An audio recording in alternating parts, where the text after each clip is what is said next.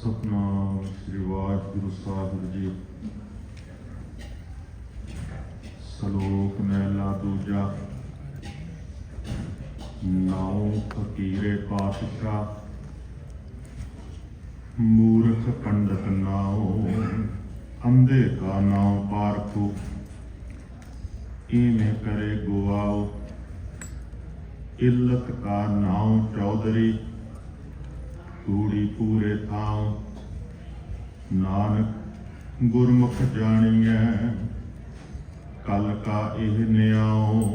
मैला पहला हरना बाजा तै सिकदारा, इन्ना पड़िया नाओ।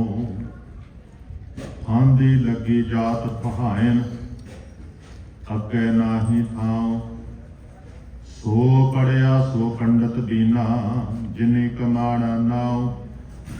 पहलों दे जड़ अंदर जमै, तां उपर होवे छाओ। राजे शी मुकदम कुत्ते, जाए जगायन बैठे सुते। चाकर नहिंदा पायन घाओ, रात पेत कुत्ते हों चट जाओ। जिथे जिया होसी सार, नक्की वड्डी लाए तबार। जिथे जिया होसी सार, नक्की वड्डी लाए तबार। कौड़ी आप उपाय मेदनी, आपे करदा सार। भै बिन भरम न कटीए, नाम न लगे प्यार। सतगुर ते पौ उपजै, पाइए मुख द्वार। भै ते सहज पाइए, निर्जोति जोत अपार। भै ते भै जल नंगीए, गुरमति विचार। भै ते निरपौ पाइए, जिसदा अंत न पारावार। मनमुख भै की सार न जाननी, तृष्णा जल ते करें पुकार। नानक नामे ही ते सुख पाया, गुरमति उरतार। नानक नामे ही ते सुख पाया, गुरमति उरतार। वाहिगुरु जी का खालसा, वाहिगुरु जी की फतेह। मानयोग साध संगत जी, बड़े प्यार सहित तुसी सारे जाने अज दे इस विशेष दीवान में शिरकत कर रहे हो। और माण वाली गल है कि अज आपां इस सदी के मनुखी अधिकारां दे अलंबरदार सरदार जसवंत सिंह जी खालड़ा, अमर शहीद, तिन्हां दी याद दे विच जुड़े हुए। और ये माण वाली गल मैं तां कही है क्योंकि साडा प्रबंध बड़ा सुचारू, सियाणे लोगों का, पढ़े लिखे लोगों का है, जिस कारण उन्हां दी हदायत ते असीं अपने शहीदां नूं, कौमी योधियां नूं, जिन्हां ने मनुखता वास्ते, समाज वास्ते कुछ देन दित्ती, जां साडे अपने गुरु साहिबान, उन्हां दीयां यादां याद ताज़ा करते रहिंदे हां। नहीं तो तुसीं बहुते थावां ते देखो कि अखौती बाबियां दियां, जिन्हां दी कोई समाज नूं देन नहीं हुंदी, उन्हां दियां बरसियां, उन्हां दे गुण गायन कीते जांदे ने। उन्हां दियां झूठियां करामाती कहानियां सुना के मनोरंजन जरूर कीता जांदा है, पर जिन्हां ने समाज वास्ते कुछ कीता, दुख सहे, जिन्हां दे कारण असीं सिर उच्चा करके जीउण दा यतन करदे हां, उन्हां नूं आपां घट याद करदे हां। पर आपां कोशिश करते हैं इस गुरुद्वारा साहब विखे उन्हां माणमत्तियां नूं हमेशा याद करिए। ते खास तौर पर उन्हां वीरां दा भी बहुत धन्नवाद है जिहड़े इस कारज विच सहयोगी बनते हैं। जिवें जिहड़े वीर हर साल गुरु के लंगरां दीयां सेवावां करते हैं, जसवंत सिंह जी खालड़ा, तिन्हां दी मिठी याद दे विच वो सारे परिवार भी धन्नता योग ने। ते नाल ये भी बेनती है कि 16 तरीक नूं साडे इसे शहर के विच खालड़ा जी के नाम से जी पार्क बनी है, वो भी सिखा ने संघर्ष करके, वीरां ने मेहनत करके उस महान शहीद के नाम से वो पार्क इत्थे सरकार के कोलों जो सी वो मानता प्राप्त की। उस पार्क के विच 16 तरीक नूं शनिवार भी ਇੱਕ ਸਮਾਗਮ ਹੋਏਗਾ ਤੇ ਪ੍ਰਬੰਧਕਾਂ ਵੱਲੋਂ ਬੇਨਤੀ ਹੈ ਕਿ ਉੱਥੇ ਵੀ ਸ਼ਨੀਵਾਰ ਵਾਲੇ ਦਿਨ ਆਪ ਨੇ ਪਹੁੰਚਣ ਦੀ ਕਿਰਪਾਲਤਾ ਕਰਨੀ। ਤੋ ਆਓ ਗੁਰਮਤਿ ਦੇ ਨੁਕਤੇ ਨੂੰ ਮੁੱਖ ਰੱਖ ਕੇ ਆਪਾਂ ਉਸ ਮਹਾਨ ਇਨਸਾਨ ਨੂੰ ਯਾਦ ਕਰਾਂਗੇ। ਇੱਕ ਵਾਰੀ ਸਾਰੇ ਜਾਣੇ ਗੁਰੂ ਯਾਦ ਵਿੱਚ ਜੁੜੋ, ਪਿਆਰ ਦੇ ਨਾਲ ਸਾਰੇ ਜਾਣੇ ਆਖੋ ਸਤਨਾਮ ਸ਼੍ਰੀ। ਇੱਕ ਦੋ ਸ਼ਲੋਕਾਂ ਦਾ ਸਮੂਹ ਤੇ ਨਾਲ ਪੌੜੀ, ਕਿਉਂਕਿ ਗੁਰਬਾਣੀ ਪਾਠ ਕਰਨ ਦਾ ਤਰੀਕਾ ਹੈ, ਸ਼ਬਦ ਪੂਰਾ ਪੜ੍ਹਿਆ ਜਾਂਦਾ ਹੈ। ਜਿੱਥੇ ਨਾਨਕ ਨਾਮ ਆਵੇ ਉੱਥੇ ਆਪਾਂ ਭੋਗ ਪਾਉਂਦੇ ਹਾਂ, ਪਰ ਜੇ ਆਪਾਂ ਸ਼ਬਦ ਪੜ੍ਹਨਾ ਹੋਵੇ ਵਾਰਾਂ ਦੇ ਵਿੱਚੋਂ, ਜਿਵੇਂ ਹੁਕਮਨਾਮਾ ਸਾਹਿਬ ਆ ਜਾਂਦਾ ਹੈ ਵਾਰ ਦੇ ਵਿੱਚੋਂ, ਤਾਂ ਪੌੜੀ ਦੇ ਨਾਲ ਜਿਹੜੇ ਸ਼ਲੋਕ ਹੁੰਦੇ ਨੇ ਪਹਿਲੇ ਉਹ ਪੜ੍ਹਨੇ ਪੈਂਦੇ ਹਨ। ਪੌੜੀ ਤੇ ਆ ਕੇ ਸਮਾਪਤੀ ਕੀਤੀ ਜਾਂਦੀ ਹੈ। ਪੂਰਾ ਪਾਠ ਉਦੋਂ ਹੀ ਬਣਦਾ ਹੈ ਜਦੋਂ ਅਸੀਂ ਪੌੜੀ ਦੇ ਨਾਲ ਜਿਹੜੇ ਸ਼ਲੋਕ ਨੇ ਉਹ ਵੀ ਪੜ੍ਹੀਏ। ਤੋਂ ਦੋ ਸ਼ਲੋਕ ਨੇ ਜਿਨ੍ਹਾਂ ਨੂੰ ਆਪਾਂ ਵਿਸ਼ੇਸ਼ ਤੌਰ ਤੇ ਸਮਝਾਂਗੇ, ਪਰ ਨਾਲ ਪੌੜੀ ਦਾ ਵੀ ਪਾਠ ਕਰਕੇ ਆਪਾਂ ਸ਼ਬਦ ਸੰਪੂਰਨ ਕੀਤਾ ਹੈ। ਇਹ ਮੈਂ ਦੋ ਸ਼ਲੋਕ ਤਾਂ ਲਏ ਨੇ ਕਿਉਂਕਿ ਇਹਨਾਂ ਦੇ ਵਿੱਚ ਦੱਸਿਆ ਗਿਆ ਹੈ ਕਿ ਪੜ੍ਹੇ ਲਿਖੇ ਬੰਦੇ ਦੀਆਂ ਕੀ ਜ਼ਿੰਮੇਵਾਰੀਆਂ ਹੁੰਦੀਆਂ ਨੇ ਤੇ ਸਰਕਾਰਾਂ ਜਿਹੜੀਆਂ ਨੇ ਉਹ ਸਮਾਜ ਦਾ ਸ਼ੋਸ਼ਣ ਕਿਵੇਂ ਕਰਦੀਆਂ ਨੇ ਤੇ ਕਿਉਂ ਕਰਦੀਆਂ ਨੇ। ਤਾਂ ਸਭ ਤੋਂ ਪਹਿਲਾਂ ਇਸ ਪਾਠ ਦੇ ਵਿੱਚ ਗੁਰੂ ਸਾਹਿਬ ਨੇ ਕਲਯੁਗ ਨੂੰ ਪਰਿਭਾਸ਼ਿਤ ਕੀਤਾ ਹੈ। ਮੈਂ ਪਿਛਲੇ ਹਫ਼ਤੇ ਵੀ ਗੱਲ ਕੀਤੀ ਸੀ, ਕਲਯੁਗ ਨਾਂ ਦੀ ਕੋਈ ਚੀਜ਼ ਨਹੀਂ ਹੁੰਦੀ। ਹਾਂ, ਜਿੱਥੇ ਲੋਕਾਂ ਦੇ ਸੁਭਾਅ ਦੇ ਵਿੱਚ ਅਗਿਆਨਤਾ ਜ਼ਿਆਦਾ ਹੋਵੇ, ਝੂਠ ਦਾ ਬੋਲਬਾਲਾ ਹੋਵੇ, ਕਿਉਂਕਿ ਗੁਰੂ ਨਾਨਕ ਸਾਹਿਬ ਜੀ ਨੇ ਜਦੋਂ ਪਰਿਭਾਸ਼ਿਤ ਕੀਤਾ ਕਲਯੁਗ ਨੂੰ, ਉਹ ਕਹਿੰਦੇ ਨੇ ਸੋਈ ਚੰਦ ਚੜੇ ਸੋ ਤਾਰੇ, ਸੋਈ ਦੁਨੀਆ ਦਫਤਰ ਹੈ, ਸਾ ਧਰਤੀ ਸੋ ਪਵਨ ਝੁਲਾਰੇ, ਜੁਗ ਜੀ ਖੇਲੇ ਥਾਮ ਕੈਸੇ, ਜੀਵਨ ਤਲਬ ਨਿਵਾਰ ਹੋਏ ਪਰਵਾਣਾ ਕਰੇ ਧਨਾਣਾ, ਕੱਲ ਲਖਣ ਵਿਚਾਰ। ਕਹਿੰਦੇ ਕੱਲ ਦੇ ਲੱਖਣ, ਕੱਲ ਦੇ ਲੱਛਣ, ਕੱਲ ਦੀ ਪਰਿਭਾਸ਼ਾ ਇਹ ਹੈ ਕਿ ਜਦੋਂ ਕੋਈ ਧੱਕਾ ਕਰਨ ਵਾਲਾ ਬੰਦਾ ਧੱਕਾ ਕਰਕੇ ਸਮਾਜ ਦੇ ਕੋਲੋਂ ਪ੍ਰਵਾਨਗੀ ਲੈਣਾ ਚਾਹੇ ਕਿ ਇਹ ਜੋ ਬੰਦੇ ਨੇ ਕੀਤਾ ਹੈ ਠੀਕ ਕੀਤਾ ਹੈ, ਉਹਨੂੰ ਕਹਿੰਦੇ ਨੇ ਕਲਯੁਗ। ਨਹੀਂ ਤੇ ਉਹੀ ਧਰਤੀ ਹੈ, ਉਹੀ ਹਵਾ ਹੈ, ਉਹੀ ਪਾਣੀ ਹੈ, ਸਾਰਾ ਕੁਝ ਉਹੀ ਤੇ ਹੈਗਾ। ਕਿਹਨੂੰ ਕਹੀਏ ਸਤਜੁਗ ਹੈ, ਦੁਆਪਰ ਹੈ, ਤ੍ਰੇਤਾ ਹੈ, ਕਲਯੁਗ ਹੈ। ਤਾਂ ਥੋੜਾ ਜਿਹਾ ਗੁਰੂ ਸਾਹਿਬ ਨੇ ਪ੍ਰਭਾਸ਼ਿਤ ਕੀਤਾ ਕਿ ਕਿਵੇਂ ਦੀ ਰੂਪਰੇਖਾ ਹੁੰਦੀ ਹੈ ਵਿਗੜੇ ਹੋਏ ਸਮਾਜ ਦੀ, ਜਿਹਦੇ ਵਿੱਚ ਪਬਲਿਕ ਦਾ ਸ਼ੋਸ਼ਣ ਹੁੰਦਾ ਹੈ, ਧੱਕਾਸ਼ਾਹੀ ਹੁੰਦੀ ਹੈ। ਧੱਕਾ ਕਰਨ ਵਾਲੇ ਲੋਕ ਧੱਕਾ ਕਰਕੇ ਵੀ ਉਹ ਕਹਿੰਦੇ ਨੇ ਕਿ ਇਹ ਤਾਂ ਸਾਡਾ ਜਨਮ ਸਿੱਧ ਅਧਿਕਾਰ ਸੀ, ਇਵੇਂ ਅਸੀਂ ਕਰ ਸਕਦੇ ਹਾਂ, ਸਾਡੇ ਕੋਲ ਅਧਿਕਾਰ ਹੈ ਇਹ ਕਰਨ ਦਾ, ਤੇ ਇਹ ਹੀ ਠੀਕ ਹੈ। ਕਿਉਂ ਹੁੰਦਾ ਹੈ?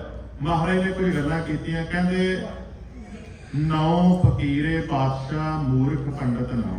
ਕਹਿੰਦੇ ਜਦੋਂ ਕੰਗਾਲ ਨੂੰ ਲੋਕ ਬਾਦਸ਼ਾਹ ਕਹਿਣ ਲੱਗ ਪੈਣ, ਮਖੌਲਾਂ ਕਰਨ ਲੱਗ ਪੈਣ, ਹੁੰਦਾ ਵੀ ਇਹ ਪਿੰਡਾਂ ਦੇ ਵਿੱਚ ਕਈ ਵਾਰ ਕੁਝ ਲੋਕਾਂ ਦੀ ਅੱਲ ਪੈ ਜਾਂਦੀ ਹੈ, ਸਰਪੰਚ ਸਾਹਿਬ ਇਤਾਦਕ ਜਾਂ ਕੋਈ ਹੋਰ ਐਵੇਂ ਦਾ ਤਖੱਲਸ ਜੋੜ ਦਿੱਤਾ ਜਾਂਦਾ ਹੈ ਵਿਸ਼ੇਸ਼ ਤੌਰ ਤੇ। ਨੌ ਫਕੀਰੇ ਪਾਤਸ਼ਾਹ ਮੂਰਖ ਪੰਡਤ ਨਾ। ਮੂਰਖ ਨੂੰ ਲੋਕ ਪੰਡਤ ਕਹਿਣ ਲੱਗ ਪੈਣ, ਜਿਹੜਾ ਬਿਲਕੁਲ ਜਾਹਲ ਹੈ ਉਹਨੂੰ ਕਹਿਣ ਇਹ ਬੜਾ ਵੱਡਾ ਪੰਡਤ ਹੈ, ਸਿਆਣਾ ਗਿਆਨੀ ਪੁਰਖ। ਅੰਧੇ ਕਾ ਨਾਉ ਪਾਰਖੂ ਇਵੇਂ ਕਰੇ ਗੁਆਓ। ਕਹਿਣ ਲੱਗੇ ਜਦੋਂ ਜਗਤ ਐਵੇਂ ਦੀਆਂ ਉਲਟੀਆਂ ਗੱਲਾਂ ਕਰਨ ਲੱਗ ਪਵੇ ਕਿ ਅੰਨੇ ਬੰਦੇ ਨੂੰ ਕਹਿਣ ਇਹ ਪਾਰਖੂ ਹੈ, ਜਿਸ ਬੰਦੇ ਦੀਆਂ ਅੱਖਾਂ ਹੀ ਨਹੀਂ ਹੈਗੀਆਂ ਕਹਿਣ ਇਹ ਹੀਰਿਆਂ ਦਾ ਪਾਰਖੂ ਹੈ, ਇਹ ਮੋਤੀਆਂ ਦਾ ਪਾਰਖੂ ਹੈ। ਇਲਤ ਕਾ ਨਾਉ ਚੌਧਰੀ ਕੂੜੀ ਪੂਰੇ ਥਾਂ। ਕਹਿੰਦੇ ਸ਼ਰਾਰਤ ਕਰਨ ਵਾਲਾ, ਇਲਤੀ ਸ਼ਰਾਰਤੀ ਬੰਦਾ। ਜਦੋਂ ਸ਼ਰਾਰਤੀ ਬੰਦੇ ਨੂੰ ਕੋਈ ਚੌਧਰੀ ਕਹਿਣ ਲੱਗ ਪਵੇ, ਜਿਹੜਾ ਸ਼ਰਾਰਤਾਂ ਕਰਕੇ ਨੁਕਸਾਨ ਕਰਦਾ ਹੈ, ਕਦੀ ਇੱਧਰ ਲਾ ਦਿੱਤੀ ਕਦੀ ਉੱਧਰ ਲਾ ਦਿੱਤੀ, ਉਹਨੂੰ ਸਾਰੇ ਜਣੇ ਚੌਧਰੀ ਸਾਹਿਬ ਕਹਿਣ ਲੱਗ ਪੈਣ, ਉਹਨੂੰ ਮਾਨਤਾ ਦੇ ਲੱਗ ਪੈਣ ਮੁੱਖ ਲੀਡਰ ਦੇ। ਕੂੜੀ ਪੂਰੇ ਥਾਂ। ਕਹਿੰਦੇ ਫਿਰ ਜੇ ਝੂਠੀ ਜਨਾਨੀ ਸਭ ਤੋਂ ਅੱਗੇ ਹੋ ਕੇ ਜਗ੍ਹਾ ਮਲਦੀ ਹੋਵੇ ਹਰ ਜਗ੍ਹਾ ਤੇ, ਜਿੱਥੇ ਕਿਤੇ ਭੈਣਾਂ ਦਾ ਕੋਈ ਪ੍ਰੋਗਰਾਮ ਹੋਵੇ, ਸਭ ਤੋਂ ਝੂਠੀ ਜਨਾਨੀ ਅੱਗੇ ਹੋ ਕੇ ਜੇ ਲੀਡਰ ਬਣਦੀ ਹੋਵੇ ਤੇ ਉਹਨੂੰ ਮਾਨਤਾ ਵੀ ਮਿਲ ਜਾਏ। ਨਾਨਕ ਗੁਰਮੁਖ ਜਾਣੀਏ ਕਲ ਕਾ ਇਹ ਸੁਭਾਅ। ਕਹਿੰਦੇ ਕਲਯੁਗ ਦਾ ਸੁਭਾਅ ਇਹ ਹੈ, ਪਰ ਇਹ ਗੱਲ ਦਾ ਪਤਾ ਨਹੀਂ ਲੱਗਦਾ ਸਭ ਨੂੰ। ਤੁਸੀਂ ਜਿੰਨੇ ਜਾਣੇ ਬੈਠੇ ਹੋ, ਭੈਣਾਂ ਵੀ ਬੈਠੀਆਂ ਨੇ, ਵੀਰ ਵੀ ਬੈਠੇ ਨੇ, ਤੁਸੀਂ ਕਹੋਗੇ ਜੀ ਸ਼ਾਇਦ ਸਾਰੇ ਜਾਣੇ ਜਾਣ ਲੈਂਦੇ ਹੋਣ। ਮਹਾਰਾਜ ਕਹਿੰਦੇ ਸਾਰੇ ਨਹੀਂ ਜਾਣ ਸਕਦੇ। ਪਤਾ ਕੌਣ ਜਾਣ ਸਕਦਾ ਹੈ? ਗੁਰਮੁਖ ਜਾਣੀਏ ਨਾਨਕ ਗੁਰਮੁਖ ਜਾਣੀ। ਕਹਿੰਦੇ ਜਿਨ੍ਹਾਂ ਕੋਲ ਗੁਰੂ ਦਾ ਗਿਆਨ ਹੈ ਉਹਨਾਂ ਨੂੰ ਪਤਾ ਲੱਗ ਜਾਂਦਾ ਹੈ ਕਿ ਆ ਅੰਨਾ ਹੈ ਜਿਹਨੂੰ ਪਾਰਖੂ ਬਣਾਈ ਫਿਰਦੇ ਨੇ, ਆ ਬਿਲਕੁਲ ਕੰਗਾਲ ਹੈ ਜਿਹਨੂੰ ਲੋਕ ਫਕੀਰ ਤਾਂ ਕਹੀ ਜਾਂਦੇ ਨੇ ਇਹਦੇ ਪੱਲੇ ਕੱਖ ਨਹੀਂ ਹੈਗਾ, ਤੇ ਆ ਮੂਰਖ ਹੈ ਜਿਹਨੂੰ ਲੋਕ ਕਹਿੰਦੇ ਨੇ ਗਿਆਨੀ ਹੈ, ਵਿਦਵਾਨ ਬੰਦਾ ਹੈ, ਆ ਬੜਾ ਵੱਡਾ ਇਲਤੀ ਹੈ ਜਿਹੜਾ ਚੌਧਰੀ ਬਣਿਆ ਫਿਰਦਾ ਹੈ। ਪਤਾ ਕਿਵੇਂ ਲੱਗਦਾ ਹੈ? ਨਾਨਕ ਗੁਰਮੁਖ ਜਾਣੀ। ਗੁਰੂ ਦਾ ਜਿਹਦੇ ਕੋਲ ਗਿਆਨ ਹੈ, ਜਿਹਦੇ ਪੱਲੇ ਕੁਝ ਹੋਏਗਾ ਉਹਨੂੰ ਪਤਾ ਲੱਗੇਗਾ।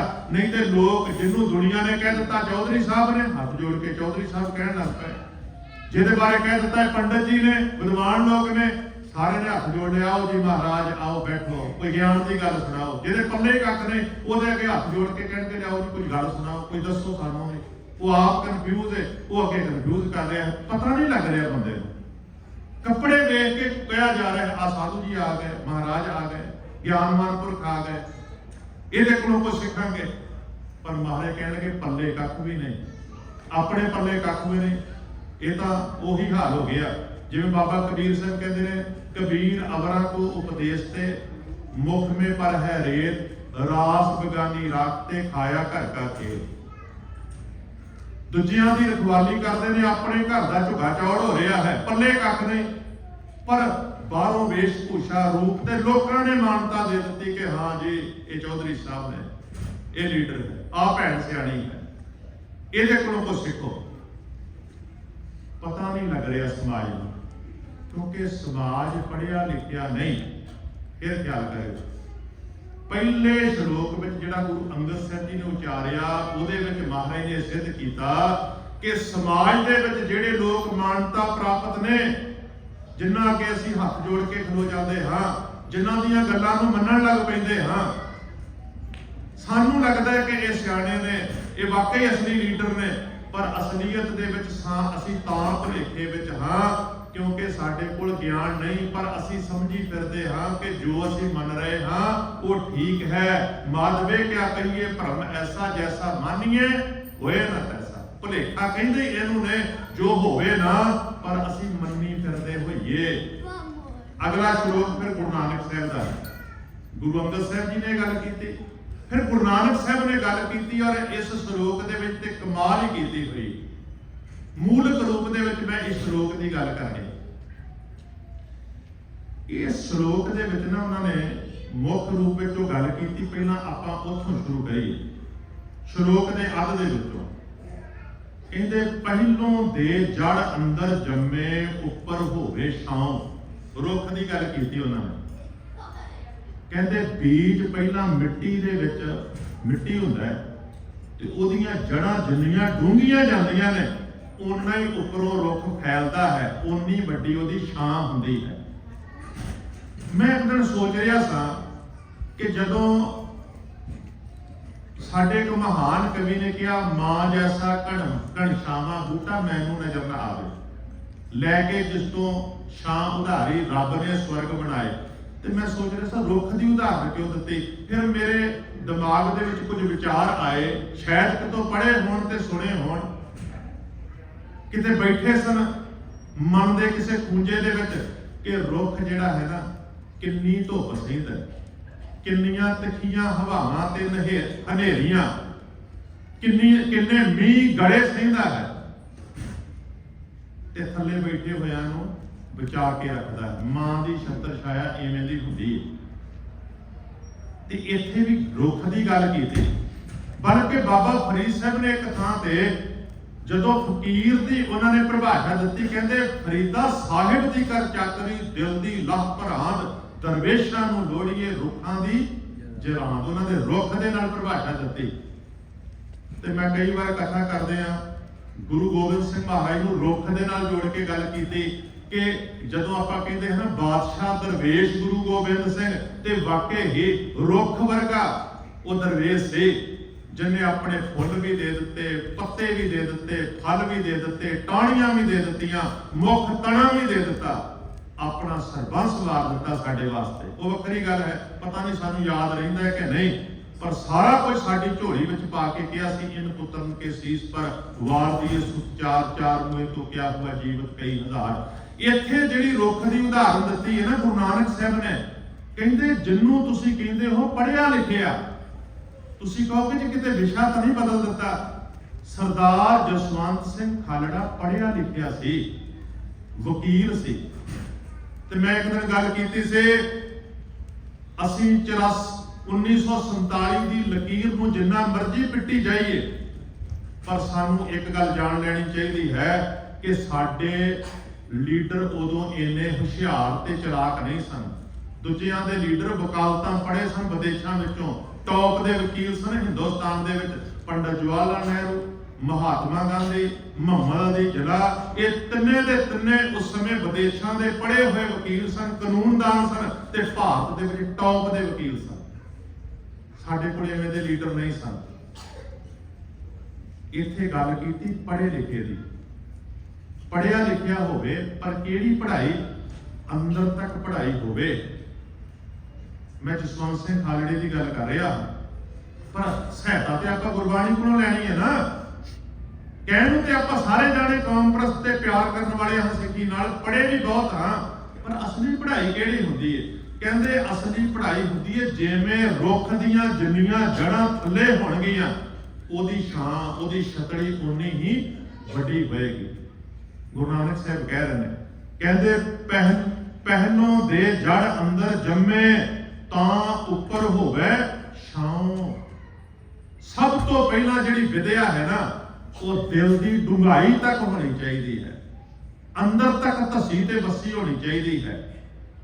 ਕੇਵਲ ਡਿਗਰੀਆਂ ਲੈਣ ਦੇ ਨਾਲ, ਪੜ੍ਹਾਈਆਂ ਕਰਨ ਦੇ ਨਾਲ ਕੋਈ ਬੰਦਾ ਪੜ੍ਹਿਆ ਲਿਖਿਆ ਨਹੀਂ ਬਣ ਜਾਂਦਾ। ਬਲਕਿ ਖਿਆਲ ਕਰਿਓ, ਜਿੰਨੀ ਵਿਦਿਆ ਜ਼ਿਆਦਾ ਹੁੰਦੀ ਏ, ਜਿੰਨੀਆਂ ਡਿਗਰੀਆਂ ਜ਼ਿਆਦਾ ਹੁੰਦੀਆਂ ਨੇ, ਉਨਾ ਹੰਕਾਰ ਵੀ ਜ਼ਿਆਦਾ ਹੁੰਦਾ ਹੈ। ਕਿਉਂਕਿ ਹੰਕਾਰ ਵਾਸਤੇ ਪੱਲੇ ਕੋਈ ਚਾਹੀਦਾ ਹੈ ਨਾ। ਜੇ ਪੱਲੇ ਹੀ ਕੱਖ ਨਹੀਂ ਹੈਗਾ, ਕੋਈ ਪੜ੍ਹਾਈ ਲਿਖਾਈ ਨਹੀਂ ਹੈਗੀ, ਕੋਈ ਡਿਗਰੀ ਨਹੀਂ ਹੈਗੀ, ਬੰਦਾ ਹੰਕਾਰ ਕਾਹਦਾ ਕਰੇਗਾ? ਹਾਂ, ਇੱਕ ਗੱਲ ਜ਼ਰੂਰ ਹੈ, ਮਹਾਰਾਜ ਨੇ ਇਹ ਵੀ ਗੱਲ ਕਹੀ ਹੈ,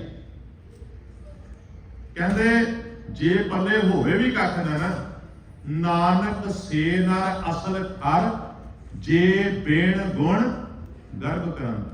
ਕਹਿੰਦੇ ਜੇ ਕੋਈ ਬਿਨਾਂ ਹੀ ਕਿਸੇ ਸਮਝਦੇ, ਬਿਨਾਂ ਕਿਸੇ ਕਾਰਨ ਦੇ ਹੰਕਾਰ ਕਰਦਾ ਹੈ ਨਾ, ਅਸਲ ਖਰ, ਉਹ ਅਸਲ ਦੇ ਵਿੱਚ ਖੋਤਾ ਹੈ। ਵੈਸੇ ਖੋਤਾ ਤੇ ਫਿਰ ਵੀ ਬੜਾ ਭਾਰ ਢੋਂਦਾ ਹੈ। ਜੇ ਕਿਤੇ ਖੋਤੇ ਨੂੰ ਪਤਾ ਲੱਗ ਜਾਏ ਕਿ ਮੇਰੇ ਬਾਰੇ ਐਵੇਂ ਕਈ ਜਾਣੇ ਕਹਿ ਦਿੰਦੇ ਨੇ, ਹੋ ਸਕਦਾ ਨਾਰਾਜ਼ ਹੋ ਜਾਵੇ ਕਿ ਮੈਂ ਤੇ ਤੁਹਾਡੇ ਇੰਨੇ ਕੰਮ ਸਵਾਰਦਾ ਹਾਂ, ਭਾਈ ਇਹਨਾਂ ਬੰਦਿਆਂ ਨਾਲ ਮੇਰੀ ਤੁਲਨਾ ਕਰ ਰਹੇ ਹੋਏ ਤਾਂ ਮੇਰੇ ਤੋਂ ਵੀ ਨਿਕੰਮੇ ਨੇ। ਪਰ ਗੁਰੂ ਸਾਹਿਬ ਨੇ ਕਿਹਾ ਤੁਸੀਂ ਜੜੇ ਖੜੇ ਨੂੰ ਖੋਤਾ ਕਹਿ ਦਿੰਦੇ ਹੋ, ਅਸਲ ਖੋਤਾ ਉਹ ਹੈ ਪੱਲੇ ਹੋਵੇ ਵੀ ਕੱਖ ਨਾ ਫਿਰ ਵੀ ਹੰਕਾਰ ਕਰੇ। ਪਰ ਇੱਕ ਗੱਲ ਪੱਕੀ ਹੈ, ਜੇ ਵਿਦਿਆ ਅੰਦਰ ਨਾ ਧੱਸੀ ਹੋਵੇ ਤੇ ਵਿਦਿਆ ਹੰਕਾਰ ਦਾ ਕਾਰਨ ਬਣ ਜਾਂਦੀ ਹੈ। ਕੌਣ ਬੰਦਾ ਪੜ੍ਹਿਆ ਲਿਖਿਆ ਤੇ ਕੌਣ ਨਹੀਂ, ਉਹਦੀ ਪਹਿਚਾਣ ਇੱਥੋਂ ਹੁੰਦੀ ਹੈ ਕਿ ਉਸ ਵਿਦਿਆ ਦੇ ਰਾਹੀਂ ਉਹਨੇ ਆਪਣੇ ਸਮਾਜ ਬਾਰੇ ਕਿੰਨਾ ਕੁ ਸੋਚਿਆ। ਕੀ ਕਿਤੇ ਉਹ ਆਪਣੇ ਆਪ ਨੂੰ ਪਾਲਣ ਤੱਕ ਸੀਮਤ ਤਾਂ ਨਹੀਂ ਰਿਹਾ? ਕਿਤੇ ਆਪਣੇ ਬੱਚਿਆਂ ਦਾ ਬੈਂਕ ਬੈਲੈਂਸ ਬਣਾਉਣ ਵਾਸਤੇ, ਉਹਨਾਂ ਲਈ ਪ੍ਰਾਪਰਟੀਆਂ ਖਰੀਦਣ ਤੱਕ ਹੀ ਸੀਮਤ ਤਾਂ ਨਹੀਂ ਰਿਹਾ? ਤੁਸੀਂ ਮਾਰੋ ਸਿੱਖ ਸਮਾਜ ਵੱਲ ਝਾਤ, ਉਹਨਾਂ ਵੇਲਿਆਂ ਦੇ ਵਿੱਚ ਜਦੋਂ ਕੌਮ ਨੂੰ ਲੋੜ ਸੀ, ਜਿਹੜੀਆਂ ਚੀਜ਼ਾਂ ਅਸੀਂ ਕਹਿੰਦੇ ਹਾਂ ਸਾਨੂੰ ਨਹੀਂ ਮਿਲ ਸਕੀਆਂ, ਪੰਜਾਬੀ ਬੋਲਦੇ ਇਲਾਕਿਆਂ ਦੀ ਗੱਲ ਕਹਿੰਦੇ ਹਾਂ, ਪਾਣੀਆਂ ਦੇ ਮਸਲਿਆਂ ਦੀ ਗੱਲ ਕਹਿੰਦੇ ਹਾਂ, ਉਹਦੇ ਤੋਂ ਪਹਿਲਾਂ 47 ਤੋਂ ਪਹਿਲਾਂ ਦੀਆਂ ਆਪਾਂ ਗੱਲਾਂ ਕਰਦੇ ਹਾਂ, ਜਿਹੜੀਆਂ ਚੀਜ਼ਾਂ ਆਪਾਂ ਨੂੰ ਨਹੀਂ ਮਿਲੀਆਂ। ਫਿਰ ਤੁਸੀਂ ਕਿਤੇ ਗਿਣ ਕੇ ਵੇਖੋ ਕਿਹੜੇ ਕਿਹੜੇ ਬੰਦੇ ਸਨ ਜਿਨ੍ਹਾਂ ਨੇ ਜਾਇਦਾਦਾਂ ਵਧਾਉਣ ਲਈ, ਆਪਣੇ ਬੱਚਿਆਂ ਦਾ ਬੈਂਕ ਬੈਲੈਂਸ ਬਣਾਉਣ ਵਾਸਤੇ, ਪ੍ਰਾਪਰਟੀਆਂ ਬਚਾਉਣ ਵਾਸਤੇ ਤੇ ਬਣਾਉਣ ਵਾਸਤੇ, ਕਿਤੇ ਵੰਡ ਦੇ ਦੌਰਾਨ ਇੱਧਰ ਉੱਧਰ ਨਾ ਹੋ ਜਾਣ, ਇਹ ਆਦਤ ਬਹੁਤ ਕੁਝ ਸੋਚਿਆ ਤੇ ਕੌਮ ਨੂੰ ਦੂਜਿਆਂ ਦੀ ਝੋਲੀ ਵਿੱਚ ਸੁੱਟ ਦਿੱਤਾ। ਕਸੂਰ ਦੂਜਿਆਂ ਦਾ ਆਪਾਂ ਜਿੰਨਾ ਮਰਜ਼ੀ ਕੱਢੀ ਜਾਈਏ, ਪਹਿਲਾਂ ਤੇ ਆਪਣੇ ਗਰੇਬਾਰ ਮੇ ਸਿਰ ਨੀਵਾਂ ਕਰਵੇ। ਜਿਨ੍ਹਾਂ ਨੂੰ ਆਪਾਂ ਪੜ੍ਹੇ ਲਿਖੇ ਗਏ ਆ ਕਿ ਉਹਨਾਂ ਨੇ ਜ਼ਿੰਮੇਵਾਰੀਆਂ ਨਿਭਾਈਆਂ, ਸਾਡੇ ਗੁਰੂ ਪੜ੍ਹੇ ਲਿਖੇ ਸਨ, ਉਹਨਾਂ ਦੀ ਪੜ੍ਹਾਈ ਦਾ ਸਾਨੂੰ ਇੱਥੋਂ ਹੀ ਪਤਾ ਲੱਗਦਾ ਹੈ, ਸਮਝ ਪੈਂਦੀ ਹੈ ਕਿ ਉਹਨਾਂ ਨੇ ਆਪਣੀ ਪੜ੍ਹਾਈ ਲਿਖਾਈ ਦਾ ਇਸਤੇਮਾਲ ਕੀਤਾ ਸਾਡੀ ਭਲਾਈ ਵਾਸਤੇ। ਭਾਵੇਂ ਉਹਦੇ ਲਈ ਤੱਤੀਆਂ ਤਵੀਆਂ ਆਈਆਂ, ਤਿੱਖੀਆਂ ਤਲਵਾਰਾਂ ਆਈਆਂ, ਨੀਹਾਂ ਆਈਆਂ, ਉਹਦੇ ਬਾਅਦ ਗੁਰਸਿੱਖਾਂ ਨੇ ਉਸ ਲਾਈਨ ਦੇ ਉੱਪਰ ਪੈਰ ਰੱਖਦਿਆਂ ਹੋਇਆਂ, ਗੁਰੂ ਸਾਹਿਬ ਦੇ ਪਾਤਿਆਂ ਦੇ ਉੱਪਰ ਪੈਰ ਰੱਖਦਿਆਂ ਹੋਇਆਂ ਤੁਰ ਕੇ ਦਿਖਾਇਆ। ਉਹਨਾਂ ਵਾਸਤੇ ਭਾਵੇਂ ਬੰਦ ਕੱਟੇ ਗਏ, ਚਰਖੜੀਆਂ ਸਾਹਮਣੇ ਆ ਗਈਆਂ, ਚਰਖੜੀਆਂ ਤੇ ਵਿਛੜ ਗਏ। ਜੇ ਫਾਂਸੀਆਂ ਦੇ ਫੰਦੇ ਆਏ, ਉਹਨਾਂ ਨੇ ਚੁੰਮ ਕੇ ਗਲੇ ਵਿੱਚ ਪਾ ਲਏ। ਪੜ੍ਹਾਈ ਇਹਨੂੰ ਕਹਿੰਦੇ ਨੇ। ਪੜ੍ਹਾਈ ਦਾ ਫਾਇਦਾ ਇਹ ਹੈ, ਮਹਾਰਾਜ ਕਹਿੰਦੇ ਨੇ ਵਿਦਿਆ ਵਿਚਾਰੀ ਤਾਂ ਪਰ ਉਪਕਾਰੀ। ਕਹਿੰਦੇ ਵਿਦਿਆ ਪੜ੍ਹਨ ਦਾ ਫਾਇਦਾ ਤਾਂ ਹੈ ਜੇ ਉਹਦੇ ਰਾਹੀਂ ਕਿਸੇ ਦੂਸਰੇ ਦਾ ਭਲਾ ਹੋਵੇ। ਗੁਰ ਪ੍ਰਸਾਦੀ ਵਿਦਿਆ ਵਿਚਾਰੇ, ਪੜ੍ਹ ਪਾਵੇ ਮਾਨ। ਗੁਰੂ ਦੀ ਕਿਰਪਾ ਨਾਲ ਜਿਹੜਾ ਵਿਦਿਆ ਨੂੰ ਵਿਚਾਰਦਾ ਹੈ, ਉਹ ਪੜ੍ਹ ਕੇ ਵਿਦਿਆ ਜਦੋਂ ਸਮਾਜ ਦਾ ਭਲਾ ਕਰਦਾ ਹੈ ਤੇ ਸਮਾਜ ਦੇ ਵਿੱਚ ਉਹਦਾ ਮਾਣ ਵੱਧਦਾ ਹੈ। ਦੋ ਪ੍ਰਕਾਰ ਦੇ ਲੋਕ ਹੁੰਦੇ ਨੇ, ਜਾਂ ਇਵੇਂ ਕਹਿ ਲਓ ਧਨ ਦੋ ਪ੍ਰਕਾਰ ਦਾ ਹੈ। ਇਹ ਵੀ ਬਾਣੀ ਵਿੱਚ ਹੀ ਹੈ। ਬਾਬਾ ਜੀ ਕਹਿੰਦੇ ਨੇ ਕਬੀਰ ਮਾਇਆ ਤਜੀ ਤੋਂ ਕਿਆ ਭਇਆ, ਜੋ ਮਾਣ ਨਾ ਤਜਿਆ ਜਾਏ। ਮਾਣ ਮੁਨੀ ਮੁਨਵਰ ਗਲੇ, ਮਾਣ ਸਭੀ ਕੋ ਖਾਏ। ਦੋ ਪ੍ਰਕਾਰ ਦੀਆਂ ਚੀਜ਼ਾਂ ਮਗਰ ਲੋਕ ਭੱਜਦੇ ਨੇ। ਜਾਂ ਪ੍ਰਾਪਤ ਕਰ ਲਓ ਧਨ ਤੇ ਜਾਂ ਮਾਣ। ਜੇ ਤਿਆਗਣਾ ਵੀ ਹੈ ਤੇ ਤਿਆਗੀ ਕੇਵਲ ਧਨ ਹੀ ਨਹੀਂ, ਉਹਨੂੰ ਮਾਣ ਵੀ ਤਿਆਗਣਾ ਪਏਗਾ। ਮਾਣ ਤੇ ਜਿਹੜਾ ਸਾਡਾ ਆਪਣੇ ਉੱਪਰ ਭਰੋਸਾ ਹੈ, ਇਹਨਾਂ ਵਿੱਚ ਥੋੜਾ ਜਿਹਾ ਹੀ ਫਰਕ ਹੁੰਦਾ ਹੈ। ਪਰ ਖਿਆਲ ਕਰਿਓ, ਮਾਣ ਨੂੰ ਇੱਥੇ ਨੈਗੇਟਿਵ ਸੈਂਸ ਦੇ ਵਿੱਚ ਨਾ ਲਿਓ। ਜਦੋਂ ਮਹਾਰਾਜ ਕਹਿੰਦੇ ਪੜ ਪਾਵੇ ਮਾਣ, ਭਾਵ ਇੱਜ਼ਤ। ਧਨ ਭਾਵੇਂ ਉਹਨੂੰ ਨਹੀਂ ਮਿਲਿਆ, ਪਰ ਸਮਾਜ ਦੇ ਵਿੱਚ ਉਹਨੂੰ ਇੱਜ਼ਤ ਜ਼ਰੂਰ ਮਿਲੀ ਹੈ। ਹਾਲਾਂਕਿ ਉਹ ਬੰਦਾ ਇੱਜ਼ਤ ਵਾਸਤੇ ਵੀ ਭੁੱਖਾ ਨਹੀਂ ਹੋਣਾ ਚਾਹੀਦਾ ਕਿ ਮੈਂ ਤਾਂ ਕੰਮ ਕਰ ਰਿਹਾ ਹਾਂ ਮੇਰੀ ਇੱਜ਼ਤ ਸਮਾਜ ਦੇ ਵਿੱਚ ਵਧੇ।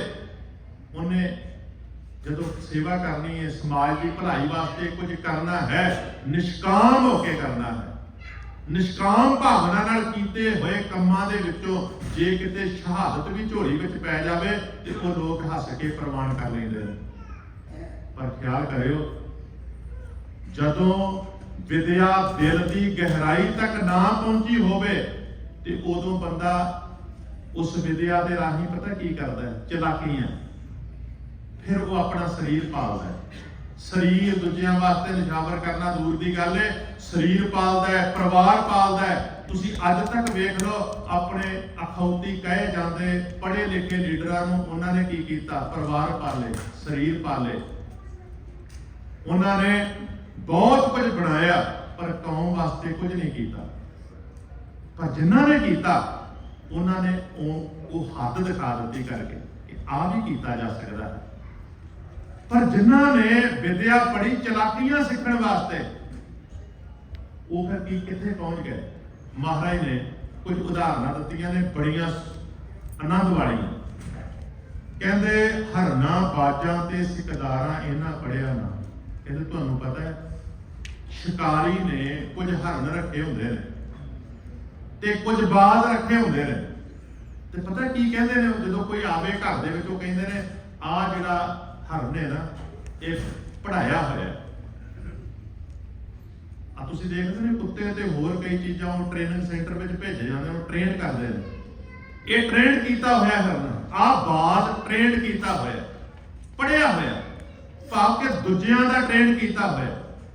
ਹਰਨਾ ਬਾਜਾਂ ਤੇ ਸਿਕਦਾਰਾਂ। ਫਿਰ ਨਾਲ ਗੱਲ ਕੀਤੀ, ਉਹ ਜਿਹੜੇ ਸਿਕਦਾਰਾਂ ਦੇ ਉੱਪਰ ਗੱਲ ਕੀਤੀ ਸੀ ਨਾ ਪਹਿਲੇ ਸ਼ਲੋਕ ਦੇ ਵਿੱਚ, ਕਿ ਗੁਰੂ ਦੇ ਗਿਆਨ ਤੋਂ ਬਿਨਾਂ ਪਤਾ ਨਹੀਂ ਲੱਗਦਾ ਕਿ ਇਹ ਬੰਦੇ ਅਸਲ ਵਿੱਚ ਸਰਦਾਰ, ਚੌਧਰੀ, ਲੀਡਰ ਬਣਨ ਦੇ ਕਾਬਿਲ ਨਹੀਂ। ਪਰ ਆਪਾਂ ਭੁਲੇਖੇ ਵਿੱਚ ਕਹੀ ਜਾਂਦੇ ਹਾਂ ਕਿ ਇਹ ਸਾਡੇ ਮੁਖੀ ਨੇ। ਉਹੋ ਜਿਹੇ ਬੰਦੇ ਕਹਿੰਦੇ ਉਹ ਦੂਜਿਆਂ ਦੇ ਪੜ੍ਹਾਏ ਹੁੰਦੇ ਨੇ। ਹਰਨਾ ਬਾਜਾਂ ਤੇ ਸਿਕਦਾਰਾਂ, ਇਹਨਾਂ ਪੜਿਆ ਨਾਉ ਪੈ ਜਾਂਦਾ ਕਿ ਇਹ ਪੜ੍ਹੇ ਲਿਖੇ ਨੇ। ਫਾਂਦੀ ਲੱਗੀ ਜਾਤ ਪਹਾਇਨ ਅੱਗੇ ਨਹੀਂ ਥਾਮ। ਕਹਿੰਦੇ ਇਹ ਆਪਣਿਆਂ ਨੂੰ ਹੀ ਫਾਂਦ ਲੈਂਦੇ ਨੇ, ਆਪਣਿਆਂ ਨੂੰ ਹੀ ਫਸਾ ਲੈਂਦੇ ਨੇ। ਕਿਵੇਂ? ਹਰਨਾਂ ਦੀਆਂ ਡਾਰਾਂ ਦੇ ਵਿੱਚ ਸਿਖਾਇਆ ਹੋਇਆ ਹਰਨ ਦੌੜ ਕੇ ਜਾਂਦਾ ਹੈ ਤੇ ਇੱਕਦਮ ਅੱਗੇ ਲੱਗ ਕੇ ਉਧਰ ਨੂੰ ਦੌੜਦਾ ਹੈ ਜਿੱਧਰ ਕੀ ਲੱਗਾ ਹੁੰਦਾ ਹੈ? ਜਾਲ। ਤੇ ਸਾਰੇ ਹਰਨ ਜਾ ਕੇ ਜਾਲ ਵਿੱਚ ਫਸ ਜਾਂਦੇ ਨੇ। ਜਿਹੜਾ ਸਿਖਾਇਆ ਹੋਇਆ ਬਾਜ ਹੁੰਦਾ ਹੈ, ਐਵੇਂ ਸ਼ਿਕਾਰੀ ਹੱਥ ਤੇ ਰੱਖ ਕੇ ਤੁਰਿਆ ਫਿਰਦਾ ਹੈ, ਐ ਕਰਕੇ ਛੱਡਦਾ। ਜਦੋਂ ਕਿਤੇ ਸ਼ਿਕਾਰਾਂ ਦੀ ਕੋਈ ਡਾਰ, ਕੋਈ ਘੁੱਗੀਆਂ, ਕੋਈ ਚਿੜੀਆਂ ਜਿਹੜੀਆਂ ਮਾਰ ਰਹੀਆਂ ਨੇ ਬਟੇਰੇ, ਐ ਕਰਕੇ ਉਧਰ ਨੂੰ ਬਣਾਉਂਦਾ ਤੇ ਉਹ ਜਾਂਦਿਆਂ ਸਾਰੇ 2-4 ਖੰਭ ਤੋੜ ਕੇ ਐਵੇਂ ਉਹ ਥੱਲੇ ਸੁੱਟ ਦਿੰਦਾ ਹੈ ਸ਼ਿਕਾਰਾਂ ਨੂੰ। ਤੇ ਉਹ ਚੁੱਕ ਕੇ ਸ਼ਿਕਾਰੀ ਆਪਣੇ ਝੋਲੇ ਵਿੱਚ ਪਾ ਲੈਂਦਾ, ਐ ਬਾਂਹ ਕਰਦਾ ਤੇ ਬਾਦ ਆ ਕੇ ਫਿਰ ਉੱਪਰ ਬਹਿ ਜਾਂਦਾ। ਇਸੇ ਪ੍ਰਕਾਰ ਬੰਦੇ, ਜਿਹੜੇ ਬੰਦੇ ਪੜ੍ਹੇ ਲਿਖੇ ਤੇ ਹੈਗੇ ਨੇ, ਹੁਣ ਖਿਆਲ ਕਰਿਓ APS ਗਿੱਲ ਘੱਟ ਪੜ੍ਹਿਆ ਲਿਖਿਆ ਸੀ, IPS ਆਫੀਸਰ ਤੋਂ ਕਿੱਥੇ ਤੱਕ ਪਹੁੰਚੇ, ਜਨਰਲ ਬਰਾੜ ਤੱਕ ਪਹੁੰਚਣਾ ਹਾਰੀ ਸਾਰੀ ਬੰਦੇ ਦਾ ਕੰਮ ਹੈਗਾ। ਐਡਾ ਵੱਡਾ ਜਨਰਲ ਬਣਨਾ ਤਾਂ ਸੌਖਾ ਹੈ। ਭਾਰਤੀ ਫੌਜ ਦੇ ਵਿੱਚ ਕਿੰਨੇ ਇਹੋ ਜਿਹੇ ਉਸ ਸਮੇਂ ਦੇ ਪੁਲਿਸ ਆਫੀਸਰ, ਕਿੰਨੇ ਇਹੋ ਜਿਹੇ ਉਹ ਲੀਡਰ ਜਿਹੜੇ ਸਰਕਾਰ ਦੇ ਘੁਆੜੇ ਦਾ ਦਸਤਾ ਬਣੇ, ਪੜ੍ਹੇ ਲਿਖੇ ਸਨ ਨਾ, ਉਹ ਜਿਹੜੇ ਇਮਤਿਹਾਨ ਪਾਸ ਕਰਕੇ ਉਹਨਾਂ ਅਹੁਦਿਆਂ ਤੱਕ ਪਹੁੰਚਿਆ ਜਾਂਦਾ ਹੈ। ਆਪਾਂ ਜਿੰਨੇ ਕੁ ਬੈਠੇ ਹਾਂ, ਕਿੰਨੇ ਕੁ ਹਾਂ ਜਿਹੜੇ ਉਹ ਇਮਤਿਹਾਨ ਨੂੰ ਪਾਸ ਕਰਨ ਦੀ ਸਮਰੱਥਾ ਰੱਖਦੇ ਹੋਈਏ, ਜਿਹੜੇ ਆਪਾਂ ਐਵੇਂ ਬਾਂਹ ਖੜੀ ਕਰਕੇ ਕਹੀਏ ਕਿ ਉਹ ਇਮਤਿਹਾਨ ਆਪਾਂ ਪਾਸ ਕਰ ਸਕਦੇ ਹਾਂ। IAS ਆਫੀਸਰ, IPS ਆਫੀਸਰ ਬਣਨ ਵਾਸਤੇ ਜਿਹੜੇ ਟੈਸਟ ਹੁੰਦੇ ਨੇ, ਮੈਂ ਪਾਸ ਕਰਾਂਗਾ, ਕੋਈ ਕਹਿ ਸਕਦਾ? ਪਾਸ ਕੀਤੇ ਨਾ ਉਹਨਾਂ ਨੇ। ਜਦੋਂ ਆਪਾਂ ਜਸਵੰਤ ਸਿੰਘ ਜੀ ਖਾਲੜਾ ਦੀ ਗੱਲ ਕਰਦੇ ਹਾਂ, ਇੱਕ ਪਾਸੇ ਤਾਂ ਉਹ ਪੜ੍ਹਿਆ ਲਿਖਿਆ ਵਿਅਕਤੀ ਹੈ ਜਿਹਦੇ ਦਿਲ ਦੇ ਅੰਦਰ ਤੱਕ ਵਿਦਿਆ ਗਈ ਹੋਈ। ਮੈਂ ਉਹਨਾਂ ਦੇ ਉੱਪਰ ਲਿਖੀ ਹੋਈ ਪੁਸਤਕ ਪੜ੍ਹ ਰਿਹਾ ਸਾਂ ਤੇ ਉਹਨਾਂ ਦੀ ਬੈਕਗ੍ਰਾਉਂਡ ਬਾਰੇ ਵੀ ਦੱਸਿਆ ਗਿਆ। ਵਿਦਿਆਰਥੀ ਜੀਵਨ ਦੇ ਵਿੱਚ ਹੀ ਸਮਾਜ ਦੀ ਭਲਾਈ ਵਾਸਤੇ ਕੰਮ ਕਰਨ ਦਾ ਉਹਨਾਂ ਨੇ ਯਤਨ ਕੀਤਾ। ਨੌਕਰੀ ਕਰਦਿਆਂ ਹੋਇਆਂ ਸਭਾ ਸੁਸਾਇਟੀਆਂ ਦੇ ਵਿੱਚ ਰਹਿ ਕੇ ਸਮਾਜ ਦੀ ਭਲਾਈ ਵਾਸਤੇ ਕੰਮ ਕਰਨ ਦਾ ਯਤਨ ਕੀਤਾ। ਤੇ ਫਿਰ ਜਦੋਂ ਉਸ ਸਮੇਂ ਸਰਕਾਰ ਦੀ ਚੱਕੀ ਚੱਲ ਰਹੀ ਸੀ, ਜਿਹਦੇ ਵਿੱਚ ਜਿਹੜਾ ਵੀ ਦਾਣਾ ਫਸਿਆ ਬਸ ਉਹਨੂੰ ਉਹ ਪੀਸਦੇ ਜਾ ਰਹੇ ਸਨ, ਤੇ ਉਦੋਂ ਵੀ ਫਿਰ ਉਹਨੇ ਯਤਨ ਕੀਤਾ ਕਿ ਲੱਭਿਆ ਜਾਏ ਸਰਕਾਰ ਨੇ ਕਿਵੇਂ ਕਿਵੇਂ ਸਾਡਾ ਘਾਣ ਕੀਤਾ ਹੈ, ਕਿਵੇਂ ਕਿਵੇਂ ਸਾਡੇ ਨਾਲ ਨਜਾਇਜ਼ ਕੀਤੀ ਹੈ। ਉਹ ਵਿਧਾਨ, ਜਿਹੜੇ ਵਿਧਾਨ ਦੇ ਵਿੱਚ ਉਵੇਂ ਕਰਨ ਵਾਸਤੇ ਕਿਹਾ ਨਹੀਂ ਸੀ ਗਿਆ। ਤੁਸੀਂ ਯਾਦ ਕਰੋ, ਜਦੋਂ ਛੋਟੇ ਸਾਹਿਬਜ਼ਾਦਿਆਂ ਨੂੰ ਨੀਹਾਂ ਵਿੱਚ ਚਿਣਨ ਵਾਸਤੇ ਹੁਕਮ ਕੀਤਾ ਗਿਆ, ਸ਼ੇਰ ਮੁਹੰਮਦ ਖਾਨ ਉਹ ਉੱਠਿਆ, ਉਹ ਕਹਿਣ ਲੱਗਿਆ ਇਹ ਕੁਰਾਨ ਇਜਾਜ਼ਤ ਨਹੀਂ ਦਿੰਦੇ, ਹਾਂ ਦਾ ਨਾਰਾ ਮਾਰੇ। ਸਿਆਣੇ ਬੰਦੇ ਦਾ ਫਰਜ਼ ਹੈ ਜਿੱਥੇ ਗਲਤ ਹੋ ਰਿਹਾ ਹੋਵੇ ਉੱਥੇ ਬੋਲੇ, ਜੇ ਕੁਝ ਨਹੀਂ ਕਰ ਸਕਦਾ ਬੋਲਣਾ ਤੇ ਉਹਨੂੰ ਚਾਹੀਦਾ ਹੈ ਨਾ। ਟੋਰਾਂਟੋ ਵਿਖੇ ਜਿਹੜੇ ਫਿਲਮਾਂ ਕਰਨਾ, ਕੈਨੇਡਾ ਵਿੱਚ ਜਦੋਂ ਉਹ ਆਏ, ਵੱਖ-ਵੱਖ ਗੁਰਦੁਆਰਿਆਂ ਦੇ ਵਿੱਚ ਵੀ ਜਸਵੰਤ ਸਿੰਘ ਪਰਵਾਨਾ, ਜਸਵੰਤ ਸਿੰਘ ਖਾਲੜਾ ਨੇ ਲੈਕਚਰ ਦਿੱਤੇ, ਉਹਦੀ ਪਾਰਲੀਮੈਂਟ ਦੇ ਵਿੱਚ ਵੀ ਲੈਕਚਰ ਦਿੱਤਾ, ਤੇ ਉਹਦੇ ਵਿੱਚ ਉਹਨਾਂ ਨੇ ਇੱਕ ਜੁਗਨੂ ਦੀ ਉਦਾਹਰਨ ਵੀ ਦਿੱਤੀ ਸੀ। ਚਲੋ ਥੋੜੀ ਬਹੁਤੀ ਰੋਸ਼ਨੀ ਕਰਨ ਦੀ ਤਾਂ ਸਮਰੱਥਾ ਹੁੰਦੀ ਹੈ ਨਾ, ਜੇ ਬੰਦਾ ਉਦੋਂ ਵੀ ਪਰ ਲਪੇਟ ਕੇ ਬੈਠ ਜਾਏ, ਜਾਂ ਘੱਟ ਤੋਂ ਘੱਟ ਚਿੜੀ ਚੁੰਝ ਦੇ ਵਿੱਚ ਥੋੜਾ ਪਾਣੀ ਪਾ ਕੇ ਅੱਗ ਬੁਝਾਉਣ ਦਾ ਤੇ ਯਤਨ ਕਰੇ, ਭਾਵੇਂ ਉਹ ਅੱਗ ਨਹੀਂ ਬੁਝਾ ਸਕਦੀ। ਕੱਲ ਨੂੰ ਕੋਈ ਇਹ ਤਾਂ ਨਾ ਕਹੇ ਕਿ ਤੂੰ ਯਤਨ ਨਹੀਂ ਸੀ ਕੀਤਾ। ਯਤਨ ਤੇ ਕਰਨਾ ਚਾਹੀਦਾ ਹੈ ਨਾ। ਉਹਨਾਂ ਨੇ ਯਤਨ ਕੀਤਾ। ਇੱਕ ਪਾਸੇ ਉਹ ਪੜ੍ਹੇ ਲਿਖੇ ਲੋਕ ਸਨ ਜਿਹੜੇ ਹਰਨਾ ਵਰਗੇ, ਬਾਜਾਂ ਵਰਗੇ ਸਰਦਾਰ ਸਨ। ਇੱਕ ਬਾਰੇ ਪੜ੍ਹਾਈ ਉਹਨੇ ਵੀ ਦੁਨਿਆਵੀ ਕੀਤੀ ਸੀ, ਉਹਨੇ ਵੀ ਉਹੀ ਕਾਨੂੰਨ ਪੜ੍ਹਿਆ, ਜਿਹੜੇ ਕਾਨੂੰਨ ਦੀ ਸਹੁੰ ਖਾਧੀ ਸੀ ਉਹਨਾਂ ਸਾਰਿਆਂ ਨੂੰ। ਤੁਹਾਨੂੰ ਪਤਾ ਹੈ ਪੁਲਿਸ ਤੇ ਫੌਜ ਜਦੋਂ ਉਹ ਟ੍ਰੇਨਿੰਗ ਸੈਂਟਰ ਵਿੱਚੋਂ ਬਾਹਰ ਨਿਕਲਦੇ ਨੇ, ਜਦੋਂ ਉਹਨਾਂ ਨੂੰ ਲੈਟਰ ਦਿੱਤੀ ਜਾਂਦੀ ਹੈ, ਅਪਾਇੰਟਮੈਂਟ ਲੈਟਰ, ਤਾਂ ਉਸ ਤੋਂ ਪਹਿਲਾਂ ਉਹ ਐਵੇਂ ਹੱਥ ਕਰਕੇ ਸਹੁੰ ਖਾਂਦੇ ਨੇ। ਕਾਹਦੀ? ਵਿਧਾਨ ਦੀ, ਕਿ ਅਸੀਂ ਵਿਧਾਨ ਦੀ ਪਾਲਣਾ ਕਰਾਂਗੇ। ਜਿਹੜਾ ਕੰਮ ਉਹਨਾਂ ਲੋਕਾਂ ਨੇ ਕੀਤਾ ਸਾਡੇ ਨਾਲ, ਉਹ ਅਸਲ ਦੇ ਵਿੱਚ ਉਸ ਵਿਧਾਨ ਤੋਂ ਵੀ ਉਲਟ ਸੀ। ਇੱਕ ਗੱਲ ਦਾ ਹੋਰ ਖਿਆਲ ਕਰਿਓ, ਜਿਹੜੇ ਆਮ ਲੋਕ ਹੁੰਦੇ ਨੇ ਨਾ, ਉਹਨਾਂ ਨੂੰ ਕਈ ਵਾਰ ਬਹੁਤ ਕੁਝ ਬਾਰੇ ਪਤਾ ਹੀ ਨਹੀਂ ਲੱਗਦਾ। ਜਿਵੇਂ ਆਪਾਂ ਪਹਿਲੇ ਸ਼ਲੋਕ ਵਿੱਚ ਜਾਣਿਆ ਹੈ ਕਿ ਵਿਚਾਰੇ ਆਮ ਲੋਕ ਜਿਹੜੇ ਨੇ, ਉਹ ਤਾਂ ਉਹਨਾਂ ਨੂੰ ਸਰਦਾਰ, ਚੌਧਰੀ, ਸਿਆਣੇ ਮੰਨ ਲੈਂਦੇ ਨੇ। ਜਿਨ੍ਹਾਂ ਕੋਲ ਗਿਆਨ ਹੈ ਉਹਨਾਂ ਨੂੰ ਪਤਾ ਲੱਗਦਾ ਕਿ ਨਹੀਂ, ਇਹ ਅਸਲ ਦੇ ਵਿੱਚ ਸਿਆਣੇ ਨਹੀਂ, ਇਹ ਲੋਕ ਲੀਡ ਕਰਨ ਦੇ ਕਾਬਿਲ ਨਹੀਂ। ਪੜ੍ਹਿਆ ਲਿਖਿਆ ਨੂੰ ਪਤਾ ਲੱਗਦਾ, ਪਰ ਆਮ ਲੋਕਾਂ ਨੂੰ ਗੁੰਮਰਾਹ ਕੀਤਾ ਜਾਂਦਾ ਹੈ। ਕਈ ਵਾਰ ਤਾਂ ਕੁਝ ਹੱਕੀ ਮੰਗਾਂ ਹੁੰਦੀਆਂ ਨੇ, ਉਦੋਂ ਪਬਲਿਕ ਦੀ એનર્ਜੀ ਦਾ ਪ੍ਰਯੋਗ ਕੀਤਾ ਜਾਂਦਾ ਹੈ। ਕਈ ਵਾਰ ਆਪਣੇ ਫਾਇਦਿਆਂ ਵਾਸਤੇ ਵੀ ਕੁਝ ਅਖੌਤੀ ਲੋਕ ਰੌਲਾ ਪਾ ਦਿੰਦੇ ਨੇ, ਤੇ ਰੌਲਾ ਪਾ ਕੇ ਫਿਰ ਪਬਲਿਕ ਦੀ એનર્ਜੀ ਦਾ ਗਲਤ ਪ੍ਰਯੋਗ ਕਰਦੇ ਨੇ ਆਪਣੇ ਫਾਇਦੇ ਵਾਸਤੇ। ਤੇ ਸਰਕਾਰੀ ਏਜੰਸੀਆਂ ਜਿਹੜੀਆਂ ਹੁੰਦੀਆਂ ਨੇ ਉਹ ਵੀ ਸਮਤੋਲ ਬਣਾਉਣ ਵਾਸਤੇ ਬਹੁਤ ਕੁਝ ਕਰਦੀਆਂ ਨੇ। ਉਹਨਾਂ ਏਜੰਸੀਆਂ ਦੀਆਂ ਖੇਡਾਂ ਹਾਰੀ ਸਾਰੀ ਬੰਦੇ ਦੀ ਸਮਝ ਦੇ ਵਿੱਚ ਆਉਣ ਵਾਲੀਆਂ ਨਹੀਂ ਹੁੰਦੀਆਂ। ਉਹਦੇ ਵਾਸਤੇ ਵਿਦਿਆ ਚਾਹੀਦੀ ਹੈ, ਪੜ੍ਹਾਈ ਚਾਹੀਦੀ ਹੈ। ਕਈ ਵਾਰ ਐਸਾ ਵੀ ਹੁੰਦਾ ਹੈ, ਹੁਣ ਜਿਹਨੂੰ ਪਤਾ ਲੱਗ ਜਾਵੇ ਸਿਆਣੇ ਕਹਿੰਦੇ ਜਿਹਦੇ ਕੋਲ ਕੋਈ ਅਦਰਕ ਦੀ ਇੱਕ ਤੁਰੀ ਆ ਗਈ ਉਹ ਵੀ ਆਪਣੇ ਆਪ ਨੂੰ ਪੰਸਾਰੀ ਸਮਝਣ ਲੱਗ ਪੈਂਦਾ ਹੈ। ਇੱਥੇ ਮੈਂ ਸ਼ਬਦ ਵਰਤਿਆ ਨਾ ਏਜੰਸੀਆਂ, ਤੇ ਕਈ ਵਾਰ ਕੋਈ ਵੀ ਐਕਟੀਵਿਟੀ ਹੋਵੇ ਇਹ ਤਾਂ ਸਰਕਾਰੀ ਏਜੰਸੀਆਂ ਦਾ ਕੰਮ ਹੈ, ਫਲਾਣਾ ਸਰਕਾਰੀ ਏਜੰਸੀਆਂ ਦਾ ਕਰਦਾ ਲੱਗਦਾ ਹੈ। ਭਾਵ ਕਿ ਜਿਹਨੂੰ ਕੱਖ ਨਹੀਂ ਪਤਾ, ਜਿਹੜਾ ਸ਼ਬਦ ਉਹਦੇ ਮੂੰਹ ਵਿੱਚ ਆਇਆ ਉਹੀ ਬੋਲੀ ਜਾਂਦਾ ਹੈ, ਪਰ ਅਸਲ ਵਿੱਚ ਜੋ ਵਾਪਰਦਾ ਹੈ ਉਹ ਹਾਰੀ ਸਾਰੀ ਬੰਦੇ ਦੀ ਸਮਝ ਵਿੱਚ ਆਉਣ ਵਾਲਾ ਨਹੀਂ ਹੁੰਦਾ। ਤੇ ਇਹ ਵੀ ਖਿਆਲ ਕਰਿਓ, ਦੇਸ਼ ਕੋਈ ਵੀ ਹੋਵੇ ਏਜੰਸੀਆਂ ਸਭ ਨੂੰ ਰੱਖਣੀਆਂ ਪੈਂਦੀਆਂ ਨੇ ਤਾਂ ਕਿ ਕਿਸੇ ਪ੍ਰਕਾਰ ਦਾ ਕੋਈ ਲੜਾਈ ਝਗੜਾ ਜਾਂ ਕੋਈ ਐਵੇਂ ਦੀ ਕਾਨੂੰਨ ਤੋਂ ਉਲਟ ਕੋਈ ਕਾਰਵਾਈ ਹੋਣ ਤੋਂ ਪਹਿਲਾਂ ਹੀ ਉਹਨਾਂ ਚੀਜ਼ਾਂ ਨੂੰ ਰੋਕਿਆ ਜਾ ਸਕੇ। ਇੱਕ ਤਾਂ ਹੱਕੀ ਮੰਗਾਂ ਹੁੰਦੀਆਂ ਨੇ, ਇਹ ਵੀ ਲੋਕਾਂ ਨੂੰ ਪਹਿਚਾਣ ਹੋਣੀ ਚਾਹੀਦੀ ਹੈ ਕਿ ਕਿਹੜੀਆਂ ਮੰਗਾਂ ਹੱਕੀ ਨੇ, ਕਿੰਨਾਂ ਦੇ ਪਿੱਛੇ ਅਸੀਂ ਖਲੋਣਾ ਹੈ। ਤੇ ਇਹ ਵੀ ਨਾ ਹੋਵੇ ਕਿ ਕੁਝ ਲੋਕਾਂ ਨੂੰ ਸ਼ਿਸ਼ਕਾਰ ਦਿੱਤਾ ਜਾਏ ਧਰਮ ਦੇ ਨਾਂ ਤੇ, ਕਿਸੇ ਵਿਸ਼ੇਸ਼ ਕਲਚਰ ਦੇ ਕੋਈ ਘਟਨਾਕ੍ਰਮ ਦੇ ਨਾਂ ਤੇ, ਜਿਵੇਂ ਅੱਜ ਵੀ ਭਾਰਤ ਦੇ ਵਿੱਚ ਹੋ ਰਿਹਾ। ਉਹ ਕਈ ਵਾਰ ਕੋਈ ਵਿਚਾਰਾ ਬੱਕਰੇ ਦਾ ਮੀਟ ਲਈ ਜਾਂਦਾ ਹੋਵੇ ਤੇ ਉਹਨੂੰ ਵੀ ਕੁੱਟ-ਕੁੱਟ ਕੇ ਮਾਰ ਦਿੰਦੇ ਨੇ ਵੀ ਇਹਦੇ ਤਾਂ ਗਾਂ ਦਾ ਮੀਟ ਆਪਣੇ ਝੋਲੇ ਵਿੱਚ ਪਾਇਆ ਹੋਇਆ ਸੀ। ਇਵੇਂ ਵੀ ਹਜ਼ੂਮ ਦੀ ਗਲਤ ਵਰਤੋਂ ਕੀਤੀ ਜਾਂਦੀ ਹੈ। ਤੇ ਕੌਣ ਵਰਤੇ ਜਾਂਦੇ ਨੇ? ਜਿਨ੍ਹਾਂ ਬੰਦਿਆਂ ਦੇ ਕੋਲ ਸਮਝ ਨਹੀਂ ਹੁੰਦੀ। ਮੈਂ ਇੱਕ ਦਿਨ ਇੰਟਰਵਿਊ ਸੁਣ ਰਿਹਾ ਸਾਂ ਕਿਸੇ ਬਜ਼ੁਰਗ ਦੀ ਪਾਕਿਸਤਾਨ ਦੇ ਵਿੱਚ। ਉਹ ਬਜ਼ੁਰਗ ਕਹਿਣ ਲੱਗਿਆ, ਜਦੋਂ 1947 ਦਾ ਕਾਰਾ ਵਾਪਰਿਆ ਅਸੀਂ ਇਹ ਸੋਚਿਆ ਕਿ ਆ ਜਿਹੜੀਆਂ ਸਿੱਖਾਂ ਨੇ ਤੇ ਹਿੰਦੂਆਂ ਨੇ ਜ਼ਮੀਨਾਂ ਛੱਡ ਕੇ ਜਾਣੀਆਂ ਨੇ ਇਹ ਆਪਾਂ ਕਬਜ਼ਾ ਲੈਣੀਆਂ ਨੇ, ਤੇ ਬਾਅਦ ਵਿੱਚ ਸਾਡੇ ਹੱਥ ਕੁਝ ਵੀ ਨਾ ਆਇਆ ਕਿਉਂਕਿ ਜਿਹੜੇ ਉਧਰੋਂ ਉੱਜੜ ਕੇ ਆਏ ਉਹਨਾਂ ਨੂੰ ਉਹ ਅਲਾਟਮੈਂਟ ਹੋ ਗਈ। ਐਵੇਂ ਮਾਰ ਧਾੜ ਦੇ ਵਿੱਚ ਕੁਝ ਲੋਕ, ਅਗਿਆਨੀ ਲੋਕ, ਅਨਪੜ੍ਹ ਲੋਕ ਅੱਗੇ ਆਏ ਜਿਨ੍ਹਾਂ ਨੂੰ ਇਹ ਪਤਾ ਹੀ ਨਹੀਂ ਸੀ। ਕਿੰਨੇ ਉਹ ਲੋਕ ਨੇ ਸ਼ੋਸ਼ਿਤ ਲੋਕ ਭਾਰਤ ਦੇ ਵਿੱਚ ਜਿਨ੍ਹਾਂ ਨੂੰ ਚੌਥੇ ਦਰਜੇ ਦੇ ਨਾਗਰਿਕ ਵੀ ਨਹੀਂ ਸਮਝਿਆ ਜਾਂਦਾ। 84 ਦੇ ਵਿੱਚ ਜਦੋਂ ਭਾਵਨਾਵਾਂ ਲੋਕਾਂ ਦੀਆਂ ਭੜਕਾਈਆਂ ਗਈਆਂ, ਉਹ ਝੁੱਗੀਆਂ ਝੋਪੜੀਆਂ ਵਿੱਚ ਰਹਿਣ ਵਾਲੇ ਲੋਕ ਜਿਨ੍ਹਾਂ ਦੇ ਪੱਖ ਵਿੱਚ ਹਮੇਸ਼ਾ ਗੁਰੂ ਬੋਲਦਾ ਸੀ, ਨੀਚਾਂ ਅੰਦਰ ਨੀਚ ਜਾਤ ਨੀਚੀ ਨੂੰ ਅਤ ਨੀਚ, ਨਾਨਕ ਦਿਨ ਕੇ ਸੰਗ ਸਾਥ ਵੱਡਿਆਂ ਸੋ ਕਿਆ ਰੀਸ, ਜਿੱਥੇ ਨੀਚ ਸੰਭਾਲੀਆਂ ਤਿੱਥੇ ਨਦਰ ਤੇਰੀ ਬਖਸ਼ੀਸ਼। ਉਹ ਲੋਕ ਜਾ ਕੇ ਪਏ ਸਿੱਖਾਂ ਦੇ ਘਰਾਂ ਦੇ ਵਿੱਚ। ਉਹਨਾਂ ਵਿਚਾਰਿਆਂ ਨੂੰ ਪਤਾ ਹੀ ਨਹੀਂ ਸੀ ਕਿ ਸਾਨੂੰ ਮਿਸਯੂਜ਼ ਕੀਤਾ ਜਾ ਰਿਹਾ ਹੈ। ਔਰ ਕੇਵਲ ਆਪਾਂ ਦੂਜਿਆਂ ਤੇ ਦੋਸ਼ ਨਹੀਂ ਲਾ ਸਕਦੇ, ਆਪਾਂ ਸਿੱਖ ਵੀ ਕਈ ਵਾਰ ਮਿਸਯੂਜ਼ ਹੋ ਜਾਂਦੇ ਹਨ, ਸਾਨੂੰ ਵੀ ਪਤਾ ਨਹੀਂ ਲੱਗਦਾ। ਪਰ ਸਿੱਖਾਂ ਨੂੰ ਕਦੇ ਵੀ ਮਿਸਯੂਜ਼ ਨਹੀਂ ਸੀ ਹੋਣਾ ਚਾਹੀਦਾ, ਕਿਉਂਕਿ ਜਿਨ੍ਹਾਂ ਦਾ ਗੁਰੂ ਗ੍ਰੰਥ ਹੋਵੇ, ਗ੍ਰੰਥ ਹੋਣ ਦਾ ਅਰਥ ਹੈ ਪੜ੍ਹਨ ਲਿਖਣ ਦਾ ਵਿਸ਼ਾ। ਗ੍ਰੰਥ ਪੜ੍ਹਨ ਵਾਸਤੇ ਤੁਹਾਨੂੰ ਪੜ੍ਹਾਈ ਕਰਨੀ ਪੈਣੀ ਹੈ, ਤੁਹਾਡੇ ਕੋਲ ਅੱਖਰੀ ਗਿਆਨ ਹੋਣਾ ਚਾਹੀਦਾ ਹੈ।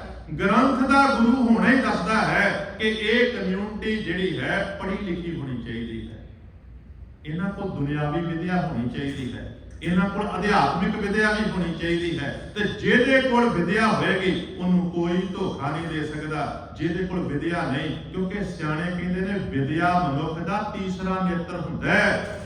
ਅਸੀਂ ਤੇ ਕੇਵਲ ਸ਼ਿਵ ਜੀ ਦੇ ਤੀਸਰੇ ਨੇਤਰ ਬਾਰੇ ਸੁਣਦੇ ਤੇ ਕਹਿੰਦੇ ਰਹਿੰਦੇ ਹਾਂ, ਉਹੋ ਜਿਹੀਆਂ ਕਹਾਣੀਆਂ ਚਾਹੁੰਦੇ ਹਾਂ ਸੁਣਾਈਆਂ ਜਾਣ ਕਥਾ ਦੇ ਦੌਰਾਨ, ਪਰ ਅਸਲ ਦੇ ਵਿੱਚ ਹਰ ਇੱਕ ਮਨੁੱਖ ਦੇ ਕੋਲ ਉਹ ਤੀਜੀ ਅੱਖ ਆ ਸਕਦੀ ਹੈ। ਉਹ ਬਣਦੀ ਹੈ ਜਦੋਂ ਕੋਈ ਪੜ੍ਹਾਈ ਕਰਦਾ ਹੈ ਵਿਦਿਆ ਦੇ ਰਾਹੀਂ, ਤੇ ਉਹ ਵਿਦਿਆ ਜਿਹੜੀ ਦਿਲ ਦੀਆਂ ਗਹਿਰਾਈਆਂ ਤੱਕ ਜਾਵੇ। ਜੇ ਜੜਾਂ ਡੂੰਘੀਆਂ ਨਹੀਂ ਜਾਣਗੀਆਂ ਰੁੱਖ ਦੀ ਛਾਂ ਨਹੀਂ ਬਣ ਸਕਦੇ, ਤੇ ਜੇ ਵਿਦਿਆ ਸਾਡੇ ਹਿਰਦੇ ਦੀ ਡੂੰਘਾਈ ਤੱਕ ਨਹੀਂ ਜਾਏਗੀ ਅਸੀਂ ਉਸ ਰੁੱਖ ਵਰਗੇ ਨਹੀਂ ਬਣ ਸਕਦੇ ਜਿਹੜਾ ਆਪਣੇ ਉੱਪਰ ਮੀਂਹ ਦੀ ਵਾਛੜ ਵੀ ਸਹਿ ਸਕਦਾ ਹੈ, ਜਿਹੜਾ ਆਪਣੇ ਉੱਪਰ ਗੜਿਆਂ ਦੀ ਵਾਛੜ ਵੀ ਸਹਿ ਸਕਦਾ ਹੈ, ਹਨੇਰੀਆਂ ਨੂੰ ਸਹਿ ਸਕਦਾ ਹੈ, ਤੱਤੀ ਧੁੱਪ ਨੂੰ ਸਹਿ ਸਕਦਾ ਹੈ, ਤਾਂ ਕਿ ਉਹ ਦੂਜਿਆਂ ਨੂੰ ਛਾਂ ਦੇ ਸਕੇ। ਪੜ੍ਹਿਆ ਲਿਖਿਆ ਉਹਨੂੰ ਕਹਿੰਦੇ ਨੇ ਜਿਹੜਾ ਰੁੱਖ ਵਰਗਾ ਹੁੰਦਾ ਹੈ। ਨਹੀਂ ਤਾਂ ਫਿਰ ਹਰਣਾ ਬਾਜਾਂ ਤੇ ਸਿੱਖਦਾ, ਉਹ ਫਿਰ ਦੂਜਿਆਂ ਦੀ ਪੜ੍ਹਾਈ, ਉਹ ਫਿਰ ਇਹ ਵੀ ਨਹੀਂ ਪਹਿਚਾਣਦਾ ਕਿ ਇਹ ਤਾਂ ਮੇਰੇ ਆਪਣੇ ਨੇ। ਨਹੀਂ ਤੇ ਸਿਆਣੇ ਕਹਿੰਦੇ ਨੇ ਆਪਣਾ ਮਾਰਦਾ ਘੱਟ ਤੋਂ ਘੱਟ ਛਾਵੇਂ ਤੇ ਸੁੱਟਦਾ ਹੈ। ਤੇ ਤੁਸੀਂ ਦੇਖ ਲਓ ਜਿਹੜੇ ਨੌਜਵਾਨਾਂ ਦੀਆਂ ਲਾਸ਼ਾਂ ਦਾ ਹਿਸਾਬ ਕਿਤਾਬ ਖਾਲੜਾ ਜੀ ਕੱਢ ਕੇ ਲਿਆਏ ਕੇਵਲ 3 ਸ਼ਮਸ਼ਾਨ ਭੂਮੀਆਂ ਵਿੱਚੋਂ, ਤੇ ਉਹਨਾਂ ਨੂੰ ਜਿਸ ਢੰਗ ਦੇ ਨਾਲ ਮਾਰਿਆ ਗਿਆ। ਬਾਅਦ ਵਿੱਚ ਕੁਝ ਪੁਲਿਸ ਆਫੀਸਰ ਵੀ ਅੱਗੇ ਆਏ ਜਿਨ੍ਹਾਂ ਨੇ ਗਵਾਹੀਆਂ ਦਿੱਤੀਆਂ, ਜਿਨ੍ਹਾਂ ਜਦੋਂ ਮਾਰਿਆ ਗਿਆ 14 ਸਾਲ ਦੇ ਇੱਕ ਨੌਜਵਾਨ ਬਾਰੇ ਦੱਸ ਰਹੇ ਸਨ ਕਿ ਨਹਿਰ ਦੇ ਵਿੱਚ ਸੁੱਟਿਆ ਕਿ ਕਿਵੇਂ ਪੇਟ ਚਾਕ ਕਰਕੇ ਵੱਡੀ ਆਂਤ ਨੂੰ ਪਾੜਿਆ ਗਿਆ ਕਿ ਉਹਦੇ ਵਿੱਚ ਪਾਣੀ ਭਰ ਜਾਏ, ਉਹ ਬੱਚਾ ਡੁੱਬ ਜਾਏ ਤੇ ਉਹਦੀ ਲਾਸ਼ ਉੱਪਰ ਨਾ ਤਰੇ। ਇਹੋ ਜਿਹਾ ਦਿਲ ਹੋਏਗਾ ਉਹਨਾਂ ਲੋਕਾਂ ਦਾ। ਕਿੰਨਾ ਪੜਾਇਆ ਗਿਆ ਸੀ, ਕਿਹੋ ਜਿਹੀ ਵਿਦਿਆ ਉਹਨਾਂ ਲੋਕਾਂ ਨੇ ਪੜ੍ਹੀ ਹੋਈ ਸੀ ਜਿਹੜੇ ਇਵੇਂ ਦਾ ਕੰਮ ਕਰ ਰਹੇ ਸਨ। ਇਹ ਤਾਂ ਬਹੁਤ ਘੱਟ ਨੇ ਜਿਹੜੇ ਫੜੇ ਗਏ, ਜਿਨ੍ਹਾਂ ਨੂੰ ਥੋੜੀਆਂ ਬਹੁਤੀਆਂ ਸਜ਼ਾਈ ਹੋਈਆਂ, ਬਾਕੀ ਤਾਂ ਮੌਜਾਂ ਮਾਣਦੇ ਫਿਰਦੇ ਨੇ। ਪਰ ਘੱਟ ਤੋਂ ਘੱਟ ਦੁਨੀਆ ਦੇ ਸਾਹਮਣੇ ਖਾਲੜਾ ਜੀ ਨੇ ਮਿਹਨਤ ਕਰਕੇ ਉਹ ਸਰਕਾਰ ਦਾ ਅਸਲੀ ਰੂਪ ਤਾਂ ਦਿਖਾਇਆ ਨਾ। ਵਕੀਲ ਤਾਂ ਬਹੁਤ ਸਨ, ਵਕੀਲ ਉਦੋਂ ਵੀ ਸਨ, ਵਕੀਲ ਅੱਜ ਵੀ ਨੇ। ਕੇਵਲ ਵਕੀਲ ਹੀ ਨਹੀਂ, ਸਰਕਾਰੀ ਨੌਕਰੀਆਂ ਕਰਨ ਵਾਲੇ ਸਰਕਾਰੀ ਕਰਿੰਦੇ ਜਿਨ੍ਹਾਂ ਦੀ ਬਹੁਤ ਦੂਰ ਤੱਕ ਪਹੁੰਚ ਸੀ, ਉਹ ਤਾਂ ਬਹੁਤ ਬੰਦੇ ਸਨ। ਜੱਜ ਕਿੰਨੇ ਹੋਣਗੇ, ਅੱਜ ਵੀ ਤੇ ਹੈਗੇ ਨੇ। ਪਰ ਬਾਕੀਆਂ ਨੇ ਕਿਉਂ ਨਹੀਂ ਯਤਨ ਕੀਤਾ? ਕਿਉਂਕਿ ਉਹ ਵਿਦਿਆ ਉੱਥੇ ਤੱਕ ਪਹੁੰਚੀ ਨਹੀਂ ਸੀ। ਹਾਂ, ਕੁਝ ਹੋਣਗੇ ਜਿਨ੍ਹਾਂ ਨੇ ਛੁਪੇ ਰੂਪ ਦੇ ਵਿੱਚ ਕੁਝ ਯਤਨ ਕੀਤਾ ਕਿ ਜਿੰਨਾ ਕੁ ਉਹ ਬਚਾ ਕਰ ਸਕਦੇ ਨੇ ਉਹਨਾਂ ਨੇ ਕੀਤਾ ਹੋਏਗਾ। ਉਹਨਾਂ ਦਾ ਵੀ ਧੰਨਵਾਦ ਹੈ, ਉਹ ਵੀ ਸਿਫਤਯੋਗ ਨੇ। ਪਰ ਬਹੁਤੇ ਤਾਂ ਸਰਕਾਰ ਦੇ ਘੁਆੜੇ ਦਾ ਦਸਤਾ ਹੀ ਬਣ ਕੇ ਰਹਿ ਗਏ ਸਨ। ਪਰ ਕਾਰਨ ਅਸਲ ਵਿੱਚ ਕੀ ਹੈ? ਕਾਰਨ ਹੈ ਵਿਦਿਆ। ਸਤਿਗੁਰ ਕਹਿੰਦੇ ਨੇ, ਹਾਂਦੀ ਲੱਗੀ ਜਾਤ ਭਾਇਨ ਅੱਗੇ ਨਾ ਹੀ ਥਾਉ, ਇਹਨਾਂ ਨੂੰ ਅੱਗੇ ਕੋਈ ਜਗ੍ਹਾ ਨਹੀਂ ਮਿਲਦੀ।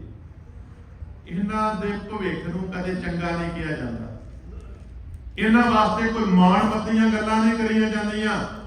ਸੋ ਪੜਿਆ ਸੋ ਪੰਡਤ ਬੀਨਾ ਜਿੰਨੀ ਕਮਾਣਾ ਨਾਉ। ਕਹਿੰਦੇ ਅਸਲ ਵਿੱਚ ਪੰਡਤ ਉਹ ਹੈ, ਪੜਿਆ ਲਿਖਿਆ ਉਹ ਹੈ ਜਿਨਨੇ ਆਪਣਾ ਨਾਉ ਕਮਾਇਆ। ਕਾਹਦਾ ਨਾਉ ਕਮਾਇਆ?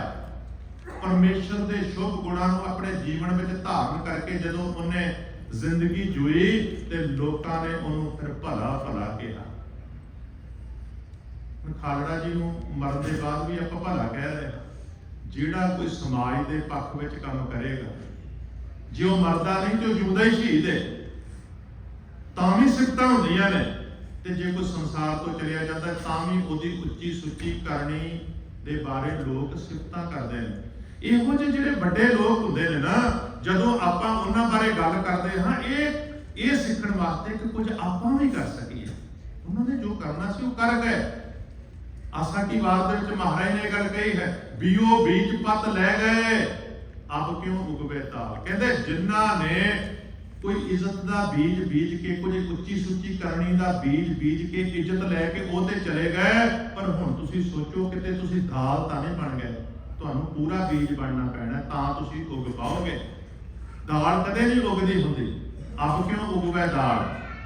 ਤੇ ਮੈਂ ਜਦੋਂ ਕਿਤੇ ਇਹ ਸ਼ਬਦ ਸੋਚਾਂ ਨਾ, ਮੇਰੇ ਮਨ 'ਚ ਬਾਰ-ਬਾਰ ਆਉਂਦਾ ਹੁੰਦਾ ਹੈ ਕਿ ਵਾਕਈ ਪਹਿਲਾਂ ਤੇ ਸਾਡਾ ਕੋਈ ਇੱਕ ਦਲ ਹੁੰਦਾ ਸੀ, ਹੁਣ ਤੇ ਵਾਕਈ ਦਾਲ ਹੀ ਹੋਈ ਪਈ।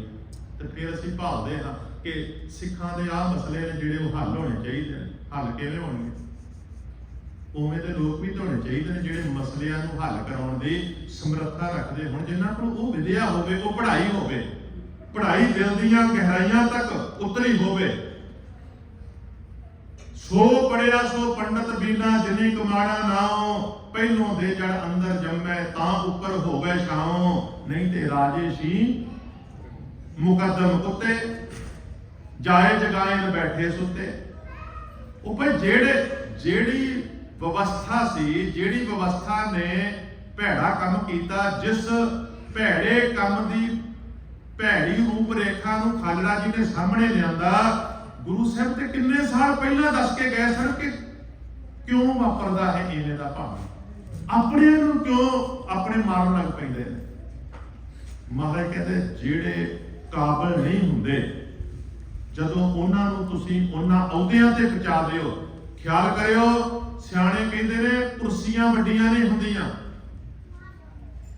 ਕੁਰਸੀਆਂ ਦੇ ਉੱਪਰ ਜਿਹੜੇ ਲੋਕ ਬੈਠਦੇ ਨੇ ਉਹ ਵੱਡੇ ਹੁੰਦੇ ਨੇ। ਕੁਰਸੀਆਂ ਦਾ ਮਾਣ ਵੱਧ ਜਾਂਦਾ ਹੈ ਜਦੋਂ ਮਾਣ ਮੱਤੇ ਲੋਕ ਉਹਨਾਂ ਕੁਰਸੀਆਂ ਤੱਕ ਪਹੁੰਚਣ। ਇੱਕ ਗੱਲ ਹੋਰ ਕਹਾਂ, ਕੁਦਰਤੀ ਮੇਰੇ ਦਿਮਾਗ ਦੇ ਵਿੱਚ ਆਈ। ਵੈਸੇ ਗੱਲਾਂ ਤੇ ਕਈ ਹੁੰਦੀਆਂ ਸਿਆਣਿਆਂ ਦੀ ਸਮਝ ਵਿੱਚ ਆਉਣ ਵਾਲੀਆਂ, ਫਿਰ ਵੀ ਕਹਾਣੀਆਂ ਤੇ ਬਣਦੀਆਂ ਹੀ ਹੈ, ਕਿਉਂਕਿ ਤੁਸੀਂ ਵੀ ਤੇ ਬਹੁਤ ਸਿਆਣੇ ਹੋ।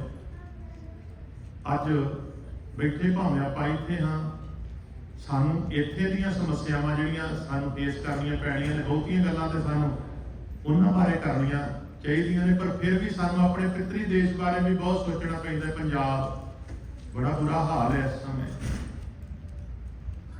ਫੌਜ ਦੇ ਵਿੱਚ ਸਾਡੇ ਨੌਜਵਾਨ ਨੌਕਰੀਆਂ ਕਰਦੇ ਸਨ, ਪਤਾ ਫਿਜ਼ੀਕਲ ਟੈਸਟ ਪਾਸ ਕਰਨ ਦੇ ਸਮਰੱਥ ਨਹੀਂ ਰਹੇ। ਹਾਲਾਂਕਿ ਉੱਥੇ ਪੜ੍ਹੇ ਲਿਖੇ ਹੋਣ ਵਾਲੇ ਬਹੁਤ ਨੇ, ਲੀਡਰ ਬਹੁਤ ਨੇ, ਭਾਵੇਂ ਨਸ਼ਿਆਂ ਦਾ ਕਾਰਨ ਹੋਵੇ, ਕੋਈ ਵੀ ਕਾਰਨ ਹੋਵੇ, ਤੇ ਜਿਹੜੇ ਫਿਜ਼ੀਕਲ ਟੈਸਟ ਪਾਸ ਕਰ ਜਾਂਦੇ ਨੇ ਉਹ ਅੱਗੇ ਜਿਹੜਾ ਰਿਟਨ ਟੈਸਟ ਹੈ ਉਹ ਪਾਸ ਕਰਨ ਦੇ ਸਮਰੱਥ ਨਹੀਂ ਹੁੰਦੇ। ਜਿੰਨੀਆਂ ਮਰਜ਼ੀ ਬਿਹਾਰੀਆਂ ਨੂੰ ਗਾਲਾਂ ਕੱਢ ਲਓ, ਅੱਜ IPS ਤੇ IAS ਆਫੀਸਰ ਜ਼ਿਆਦਾ ਉਹ ਬਣ ਰਹੇ ਨੇ। ਕਿਉਂ ਪੜ੍ਹ ਰਹੇ ਨੇ? ਕਲਚਰ ਬਣ ਗਿਆ ਪੜ੍ਹਾਈ ਦਾ। ਇਹ ਨਹੀਂ ਕਿ ਬਾਹਰਲੇ ਦੇਸ਼ਾਂ ਵਿੱਚ ਆਉਣਾ ਨਹੀਂ ਚਾਹੀਦਾ, ਜਿਹਦੇ ਕੋਲ ਹੋਰ ਕੋਈ ਚਾਰਾ ਨਹੀਂ, ਯਤਨ ਕਰੇ। ਆਪਾਂ ਵੀ ਤੇ ਆਏ ਹਾਂ, ਪਰ ਉੱਥੇ ਤਾਂ ਕਿਤੇ ਕਲਚਰ ਹੀ ਬਣ ਗਿਆ ਐਵੇਂ ਦਾ ਕਿ ਹਰ ਇੱਕ ਬੰਦਾ ਸੋਚਣ ਲੱਗ ਪਿਆ ਮੈਂ ਬਾਹਰ ਹੀ ਜਾਣਾ, ਬਾਹਰ ਹੀ ਜਾਣਾ। ਤੇ ਭਾਈ ਇਹ ਥੋੜੀ ਜਿਹੜੀ ਜਨਮ ਭੂਮੀ ਹੁੰਦੀ ਏ, ਜਿਹੜੀ ਸਿੱਖਾਂ ਦੀ ਭੂਮੀ ਏ, ਇਹ ਥੋੜੀ ਕਿ ਉੱਥੇ ਸਿੱਖਾਂ ਨੇ ਰਹਿਣਾ ਹੀ ਨਹੀਂ। ਤੇ ਫਿਰ ਇਵੇਂ ਦਾ ਕਲਚਰ ਬਣ ਜਾਏ ਕਿ ਆਪਾਂ ਪੜ੍ਹਨਾ ਹੀ ਬੰਦ ਕਰ ਦਈਏ, ਆਪਾਂ ਸਰੀਰ ਬਾਰੇ ਸੋਚਣਾ ਹੀ ਬੰਦ ਕਰ ਦਈਏ। ਅੱਜ ਜੇ ਆਪਾਂ ਗੱਲ ਕਰ ਰਹੇ ਹਾਂ ਉਦੋਂ ਸਾਡੇ ਨਾਲ ਜ਼ੁਲਮ ਹੋਇਆ, ਉਹ ਪਿਆਰਿਓ ਜੇ ਅੱਜ ਉਸ ਦੇਸ਼ ਦੇ ਵਿੱਚ ਕੇਵਲ ਉਸ ਦੇਸ਼ ਦੇ ਨਾਲ ਨਫ਼ਰਤ ਪੈਦਾ ਕਰਕੇ ਕਿ ਸਾਨੂੰ ਦੇਸ਼ ਨਹੀਂ ਆਪਣਾ ਦੇ ਰਹੇ, ਤੇ ਆਪਾਂ ਉੱਚੇ ਅਹੁਦਿਆਂ ਤੇ ਜਾਣਾ ਬੰਦ ਕਰ ਦਈਏ ਕਿ ਸਾਡੇ ਵਕੀਲ ਘਟ ਜਾਣ, ਸਾਡੇ ਜੱਜ ਘਟ ਜਾਣ, ਸਾਡੇ ਪੁਲਿਸ ਆਫੀਸਰ ਘਟ ਜਾਣ, ਸਾਡੇ ਡਾਕਟਰ ਤੇ ਇੰਜੀਨੀਅਰ ਉੱਥੋਂ ਘਟ ਜਾਣ, ਫੌਜ ਦੇ ਵਿੱਚ ਸਾਡੀ ਗਿਣਤੀ ਨਾ ਰਹੇ, ਫੌਜੀ ਆਫੀਸਰ ਨਾ ਰਹਿਣ, ਤੇ ਫਿਰ ਤੇ ਭਾਈ ਜਿਨ੍ਹਾਂ ਕੋਲ ਕੱਖ ਵੀ ਨਾ ਹੋਵੇ ਉਹਨਾਂ ਨੂੰ ਫਿਰ ਜਿਹੜਾ ਮਰਜ਼ੀ ਕੰਨੋਂ ਫੜ ਕੇ ਜਿੱਧਰ ਮਰਜ਼ੀ ਲੈ ਜਾਏਗਾ। ਇਹ ਵੀ ਸਾਡੀ ਕੌਮ ਦੇ ਪੜ੍ਹੇ ਲਿਖਿਆਂ ਨੂੰ ਸੋਚਣ ਦੀ ਲੋੜ ਹੈ ਕਿ ਜਿਹੜਾ ਉੱਥੇ ਕੁਝ ਕਲਚਰ ਐਵੇਂ ਦਾ ਬਣਦਾ ਜਾ ਰਿਹਾ ਹੈ, ਉਸ ਕਲਚਰ ਨੂੰ ਵੀ ਰੋਕਣ ਦੀ ਲੋੜ ਹੈ ਕਿ ਜਿੱਥੋਂ ਤੱਕ ਸਾਨੂੰ ਕੁਝ ਉੱਥੇ ਮਿਲਦਾ ਹੈ ਉਹ ਤਾਂ ਆਪਾਂ ਲਈਏ। ਤੇ ਇਹ ਨਾ ਹੋਵੇ, ਉਹ ਮੈਂ ਇੱਕ ਵੀਡੀਓ ਸੁਣ ਰਿਹਾ ਸੀ, ਇੱਕ ਨਿਹੰਗ ਸਿੰਘ ਬੱਚਾ, ਉਹ ਕਹਿਣ ਲੱਗਾ ਤੂੰ ਪੜ੍ਹਿਆ? ਉਹ ਕਹਿਣਗੇ ਸਾਨੂੰ ਪੜ੍ਹਨ ਦੀ ਕੀ ਲੋੜ ਹੈ, ਜਿਹੜਾ ਪੜ੍ਹ ਲੈਂਦਾ ਹੈ ਉਹ ਤਾਂ ਹਕੂਮਤ ਦਾ ਕੁੱਤਾ ਬਣ ਜਾਂਦਾ ਹੈ। ਹੁਣ ਛੋਟੇ ਛੋਟੇ ਬੱਚਿਆਂ ਦੇ ਦਿਮਾਗ ਦੇ ਵਿੱਚ ਐਵੇਂ ਪਾਇਆ ਗਿਆ। ਤੇ ਮੈਂ ਨਾ, ਮੇਰਾ ਸ਼ੌਂਕ ਹੈ, ਮੈਂ ਇੰਟਰਵਿਊਜ਼ ਵਗੈਰਾ ਆਮ ਹੀ ਸੁਣਦਾ ਰਹਿੰਦਾ ਹਾਂ। ਮੈਂ ਪਾਕਿਸਤਾਨ ਬਾਰੇ ਕਾਫੀ ਸੁਣਦਾ ਹਾਂ ਕਿਉਂਕਿ ਅਕਸਰ ਵੱਡਾ ਪੰਜਾਬ ਉੱਧਰ ਹੈ। ਤੇ ਮੈਂ ਇਹ ਹਿਸਾਬ ਲਾਇਆ ਕਿ ਪਾਕਿਸਤਾਨ ਜਿਸ ਦਸ਼ਾ ਦੇ ਵਿੱਚ ਹੁਣ ਪਹੁੰਚਿਆ ਨਾ, ਉਹਦਾ ਸਭ ਤੋਂ ਵੱਡਾ ਇਹੀ ਕਾਰਨ ਹੈ, ਇਹੋ ਜਿਹੀ ਵਿਦਿਆ ਉਹਨਾਂ ਨੇ ਪੜ੍ਹਾਈ। ਜਦੋਂ ਆਪਾਂ ਆਪ ਵੀ ਜੋ ਆਪਾਂ ਕਰ ਸਕਦੇ ਹਾਂ, ਜੇ ਆਪਾਂ ਵੀ ਐਵੇਂ ਦਾ ਲੋਕਾਂ ਬੱਚਿਆਂ ਦੇ ਮਨ ਦੇ ਵਿੱਚ ਭਰਾਂਗੇ ਨਫ਼ਰਤ, ਤੇ ਫਿਰ ਜੋ ਆਪਾਂ ਪ੍ਰਾਪਤ ਕਰ ਸਕਦੇ ਹਾਂ ਉਹ ਕਿੱਥੋਂ ਪ੍ਰਾਪਤ ਕਰਾਂਗੇ? ਪੜ੍ਹਨਾ ਤੇ ਪੈਣਾ ਹੀ ਹੈ। ਜੇ ਜਸਵੰਤ ਸਿੰਘ ਜੀ ਖਾਲੜਾ ਵਕਾਲਤ ਨਾ ਪੜ੍ਹੇ ਹੁੰਦੇ, ਕਾਨੂੰਨ ਬਾਰੇ ਉਹਨਾਂ ਨੂੰ ਨਾ ਸਮਝ ਹੁੰਦੀ, ਤੇ ਦੂਜਾ ਜੋ ਕਲਚਰ ਦੇ ਵਿੱਚ ਉਹ ਸੰਘਰਸ਼ ਕਰਨ ਦੀ ਸਮਰੱਥਾ ਸੀ ਉਹਨਾਂ ਕੋਲ ਨਾ ਹੁੰਦੀ, ਤੇ ਏਡੀ ਵੱਡੀ ਸ਼ਹਾਦਤ ਉਹ ਦੇ ਵੀ ਨਹੀਂ ਸਨ ਸਕਦੇ, ਏਡਾ ਵੱਡਾ ਕੰਮ ਉਹ ਕਰ ਵੀ ਨਹੀਂ ਸਨ ਸਕਦੇ। ਸਰਕਾਰ ਜਾਂ ਜੋ ਵੀ ਸਿਸਟਮ ਹੈ, ਅਕਸਰ ਸਿਸਟਮ ਦੇ ਵਿੱਚ ਵੀ ਤੇ ਸਾਨੂੰ ਵੜਨਾ ਪਏਗਾ ਨਾ। ਜੇ ਬਿਲਕੁਲ ਹੀ ਆਪਾਂ ਕਿਨਾਰਾ ਕਸੀ ਕਰ ਲਏ ਫਿਰ ਤਾਂ ਸਾਡੀ ਗਿੱਦੜਪੁੱਟ ਜ਼ਿਆਦਾ ਹੋਏਗੀ। ਮੈਂ ਫਿਰ ਆਪਣੇ ਵਿਸ਼ੇ ਵੱਲ ਮੁੜਾਂ। ਮਹਾਰਾਜ ਕਹਿੰਦੇ ਨੇ ਜਦੋਂ ਉਹ ਲੋਕ ਜਿਹੜੇ ਕਾਬਲ ਨਹੀਂ ਹੁੰਦੇ, ਉਹ ਉਹਨਾਂ ਅਹੁਦਿਆਂ ਤੇ ਰਿਸ਼ਵਤ ਦੇ ਰਾਹੀਂ, ਉਹਨਾਂ ਅਹੁਦਿਆਂ ਤੇ ਪਹੁੰਚ ਜਾਂਦੇ ਨੇ ਜੈਕ ਦੇ ਰਾਹੀਂ, ਕਿਸੇ ਪ੍ਰਕਾਰ ਦਾ ਜੈਕ ਲਾ ਕੇ, ਕੋਈ ਫਰਮਾਇਸ਼ ਦੇ ਰਾਹੀਂ, ਤੇ ਫਿਰ ਐਵੇਂ ਵਾਪਰਦਾ ਹੈ। ਉਹ ਰਾਜੇ ਸ਼ੀਂਹ ਹੁੰਦੇ ਨੇ। ਹਾਲਾਂਕਿ ਰਾਜੇ ਦੇ ਬਾਰੇ ਬਾਣੀ ਵਿੱਚ ਮਹਾਰਾਜ ਕਹਿੰਦੇ ਨੇ ਰਾਜਾ ਚੁੱਲੀ ਨਿਉ ਕੀ ਪੜਿਆ ਸੱਚ ਧਿਆਨ। ਵੇਖੋ ਪਰਿਭਾਸ਼ਾ ਕਿੰਨੀ ਸੋਹਣੀ ਦਿੱਤੀ। ਕਹਿੰਦੇ ਰਾਜੇ ਦਾ ਫਰਜ਼ ਬਣਦਾ ਹੈ ਨਿਉ ਦੇਵੇ। ਪੜਿਆ ਬੰਦਾ ਪਤਾ ਕੌਣ ਹੈ? ਸੱਚ ਧਿਆਨ, ਜਿਹਦਾ ਸੱਚਾਈ ਦੇ ਵਿੱਚ ਧਿਆਨ ਜੁੜਿਆ ਰਹਿੰਦਾ ਹੈ। ਅਸਲੀਅਤ ਕੀ ਹੈ, ਸੱਚ ਕੀ ਹੈ। ਰਾਜਾ ਚੁੱਲੀ ਨਿਉ ਕੀ ਪੜਿਆ ਸੱਚ ਧਿਆਨ। ਤੇ ਮਹਾਰਾਜ ਇੱਥੇ ਕਹਿੰਦੇ ਨੇ ਜੇ ਐਵੇਂ ਨਾ ਹੋਵੇ, ਰਾਜੇ ਸ਼ੇਰ ਬਣ ਜਾਂਦੇ ਨੇ ਤੇ ਉਹਨਾਂ ਦੇ ਅੱਗੇ ਜਿਹੜੇ ਅਹਿਲਕਾਰ ਹੁੰਦੇ ਨੇ ਕੁੱਤੇ ਬਣ ਜਾਂਦੇ ਨੇ। ਰਾਜੇ ਸ਼ੀ ਮੁਕੱਦਮ ਕੁੱਤੇ ਜਾਏ ਜਗਾਇਨ ਬੈਠੇ ਸੁੱਤੇ। ਤੋਂ ਨਕਸ਼ਾ ਐਵੇਂ ਨਹੀਂ ਚੇਤਾ ਹੁੰਦਾ ਜਿਵੇਂ ਉਦੋਂ ਜਦੋਂ ਜਿਹੜੀਆਂ ਲਿਬਾਸ ਲਾਸ਼ਾਂ ਕਹਿ ਕੇ ਨੌਜਵਾਨਾਂ ਨੂੰ ਫੂਕ ਦਿੱਤਾ ਗਿਆ, ਜਿਨ੍ਹਾਂ ਦੀ ਗਿਣਤੀ ਮਿਣਤੇ ਜਸਵੰਤ ਸਿੰਘ ਖਾਲੜਾ ਉਹਨਾਂ ਨੇ ਕਰਕੇ ਦੱਸੇ, ਉਸ ਸਮੇਂ ਐਵੇਂ ਵਾਪਰ ਨਹੀਂ ਸੀ ਰਿਹਾ। ਸੁੱਤੇ ਹੋਏ ਨੌਜਵਾਨਾਂ ਨੂੰ ਘਰਾਂ ਵਿੱਚੋਂ ਕਿਵੇਂ ਚੁੱਕਦੇ ਸਨ। ਚਾਦਰ ਨਹਿੰਦਾ ਪਾਇਨ ਘਾਓ। ਵੇਖੋ ਥਾਣਿਆਂ ਦੇ ਵਿੱਚ ਕਿਵੇਂ ਉਲਟੇ ਲਟਕਾ ਕੇ ਉਹਨਾਂ ਦੇ ਉੱਪਰ ਜ਼ੁਲਮ ਕੀਤਾ ਜਾਂਦਾ ਸੀ, ਕਿਵੇਂ ਉਹਨਾਂ ਦੀ ਚਮੜੀ ਉਧੇੜਦੇ ਸਨ। ਉਹੋ ਜਿਹੀਆਂ ਫੋਟੋਜ਼ ਅਜੇ ਵੀ ਪਈਆਂ ਨੇ, ਪ੍ਰੈਸ ਗਰਮ ਕਰਕੇ ਕਿਸੇ ਦੇ ਸਰੀਰ ਨੂੰ ਲਾਈ ਜਾ ਰਹੀ ਹੈ। ਉਹਨਾਂ ਦੇ ਨਹੁੰ ਖਿੱਚੇ ਜਾ ਰਹੇ ਨੇ। ਚਾਦਰ ਨਹਿੰਦਾ ਪਾਇਨ ਘਾਓ। ਜਿਹੜੇ ਚਾਕਰ ਨੌਕਰ ਨੇ ਨਾ ਉਹਨਾਂ ਦੇ, ਉਹ ਆਪਣੀਆਂ ਨੌਕਰਾਂ ਦੇ ਨਾਲ ਐਵੇਂ ਨੋਚਦੇ ਨੇ। ਰੱਤ ਪਿੱਤ ਕੁੱਤੇ ਨੂੰ ਚੱਟ ਜਾਓ। ਉਹਨਾਂ ਦੀ ਰੱਤ ਵੀ, ਉਹਨਾਂ ਦੀ ਪਿੱਤ ਵੀ ਕੁੱਤੇ ਚੱਟ ਜਾਂਦੇ ਨੇ। ਬਹੁਤ ਕੁਝ ਚੱਟਿਆ, ਬੜੀਆਂ ਲੋਕਾਂ ਨੂੰ ਚੱਟੀਆਂ ਭਰਨੀਆਂ ਪਈਆਂ, ਬਟ ਉਹਨਾਂ ਦੇ ਜਿੰਨੀ ਉਹਨਾਂ ਕੋਲ ਜ਼ਮੀਨ ਨਹੀਂ ਸੀ, ਜਿੰਨਾ ਉਹਨਾਂ ਕੋਲ ਕੋਈ ਧਨ ਨਹੀਂ ਸੀ, ਕਰਜ਼ੇ ਚੁੱਕ ਚੁੱਕ ਕੇ ਉਹਨਾਂ ਨੇ ਆਪਣੇ ਬੱਚਿਆਂ ਨੂੰ ਰਿਸ਼ਵਤਾਂ ਦੇ ਕੇ ਉਹਨਾਂ ਕਰਦਿਆਂ ਕੋਲੋਂ, ਉਹਨਾਂ ਜ਼ਾਲਮਾਂ ਕੋਲੋਂ ਬਚਾਉਣ ਦਾ ਯਤਨ ਕੀਤਾ। ਪੈਸੇ ਵੀ ਉਹਨਾਂ ਨੇ ਲੈ ਲਏ ਤੇ ਉਹਨਾਂ ਦੇ ਬੱਚੇ ਵੀ ਮਾਰ ਦਿੱਤੇ। ਔਰ ਖਿਆਲ ਕਰਿਓ, ਬਹੁਤਾਤ ਵਿੱਚ ਉਹ ਪੰਜਾਬੀ ਸਨ, ਬਹੁਤਾਤ ਦੇ ਵਿੱਚ ਤੇ ਉਹ ਸਿੱਖ ਹੀ ਸਨ, ਪਰ ਉਹਨਾਂ ਨੂੰ ਸੁਚਾਰੂ ਵਿਦਿਆ ਆਪਾਂ ਪੜ੍ਹਾ ਨਹੀਂ ਸਕੇ। ਚਲੋ ਸਰਕਾਰ ਨੇ ਜੋ ਪੜ੍ਹਾਉਣਾ ਸੀ ਪੜ੍ਹਾਉਣਾ ਸੀ। ਆ ਗੁਰਦੁਆਰਿਆਂ ਦੇ ਵਿੱਚ ਕੁਝ ਆਪਾਂ ਦੱਸ ਦਿੰਦੇ ਕਿ ਭਾਈ ਵਿਦਿਆ ਵਿਚਾਰਨ ਦਾ ਕੀ ਅਰਥ ਹੁੰਦਾ ਹੈ, ਪੜ੍ਹ ਕੇ ਤੁਸੀਂ ਕਰਨਾ ਕੀ ਹੈ। ਸੱਚੇ ਪਾਤਸ਼ਾਹ ਕਹਿੰਦੇ ਨੇ, ਜਿੱਥੇ ਜੀਆਂ ਹੋਸੀ ਸਾਰ, ਜਿੱਥੇ ਜੀਵਾਂ ਦੀ ਕਰਨੀ ਦੀ ਪਰਖ ਹੁੰਦੀ ਹੈ, ਨੱਕੀ ਵੱਡੀ ਲਾਏ ਤਬਾਰ। ਉੱਥੇ ਇਹੋ ਜਿਹੇ ਅਖੌਤੀ ਪੜ੍ਹੇ ਲਿਖੇ ਬੰਦੇ ਬੇਇਤਬਾਰੇ ਨੱਕ ਵੱਡੇ। ਨੱਕ ਜਿਹਦਾ ਵੱਢਿਆ ਜਾਏ, ਕਿੱਡੀ ਵੱਡੀ ਸਮੱਸਿਆ ਬਣ ਗਈ ਸੀ ਸੂਪ ਨੱਕਾ ਦਾ, ਕਹਿੰਦੇ ਨੱਕ ਵੱਢ ਦਿੱਤਾ, ਕਿੱਡੀ ਵੱਡੀ ਜੰਗ ਹੋ ਗਈ। ਉਹ ਵੀ ਫਿਰ ਗੁੱਸੇ ਜਾ ਕੇ ਔਰਤ ਨੂੰ ਉਠਾ ਕੇ ਲੈ ਗਿਆ। ਕਿੱਡੀ ਵੱਡੀ ਜੰਗ ਹੋਈ, ਕਿਉਂਕਿ ਉਹਨੂੰ ਲੱਗਦਾ ਸੀ ਮੈਂ ਬਦਸੂਰਤ ਹੋ ਗਈ। ਕਹਿੰਦੇ ਉਹ ਬੰਦਾ ਨੱਕ ਵੱਢਿਆ ਹੋਇਆ ਹੈ।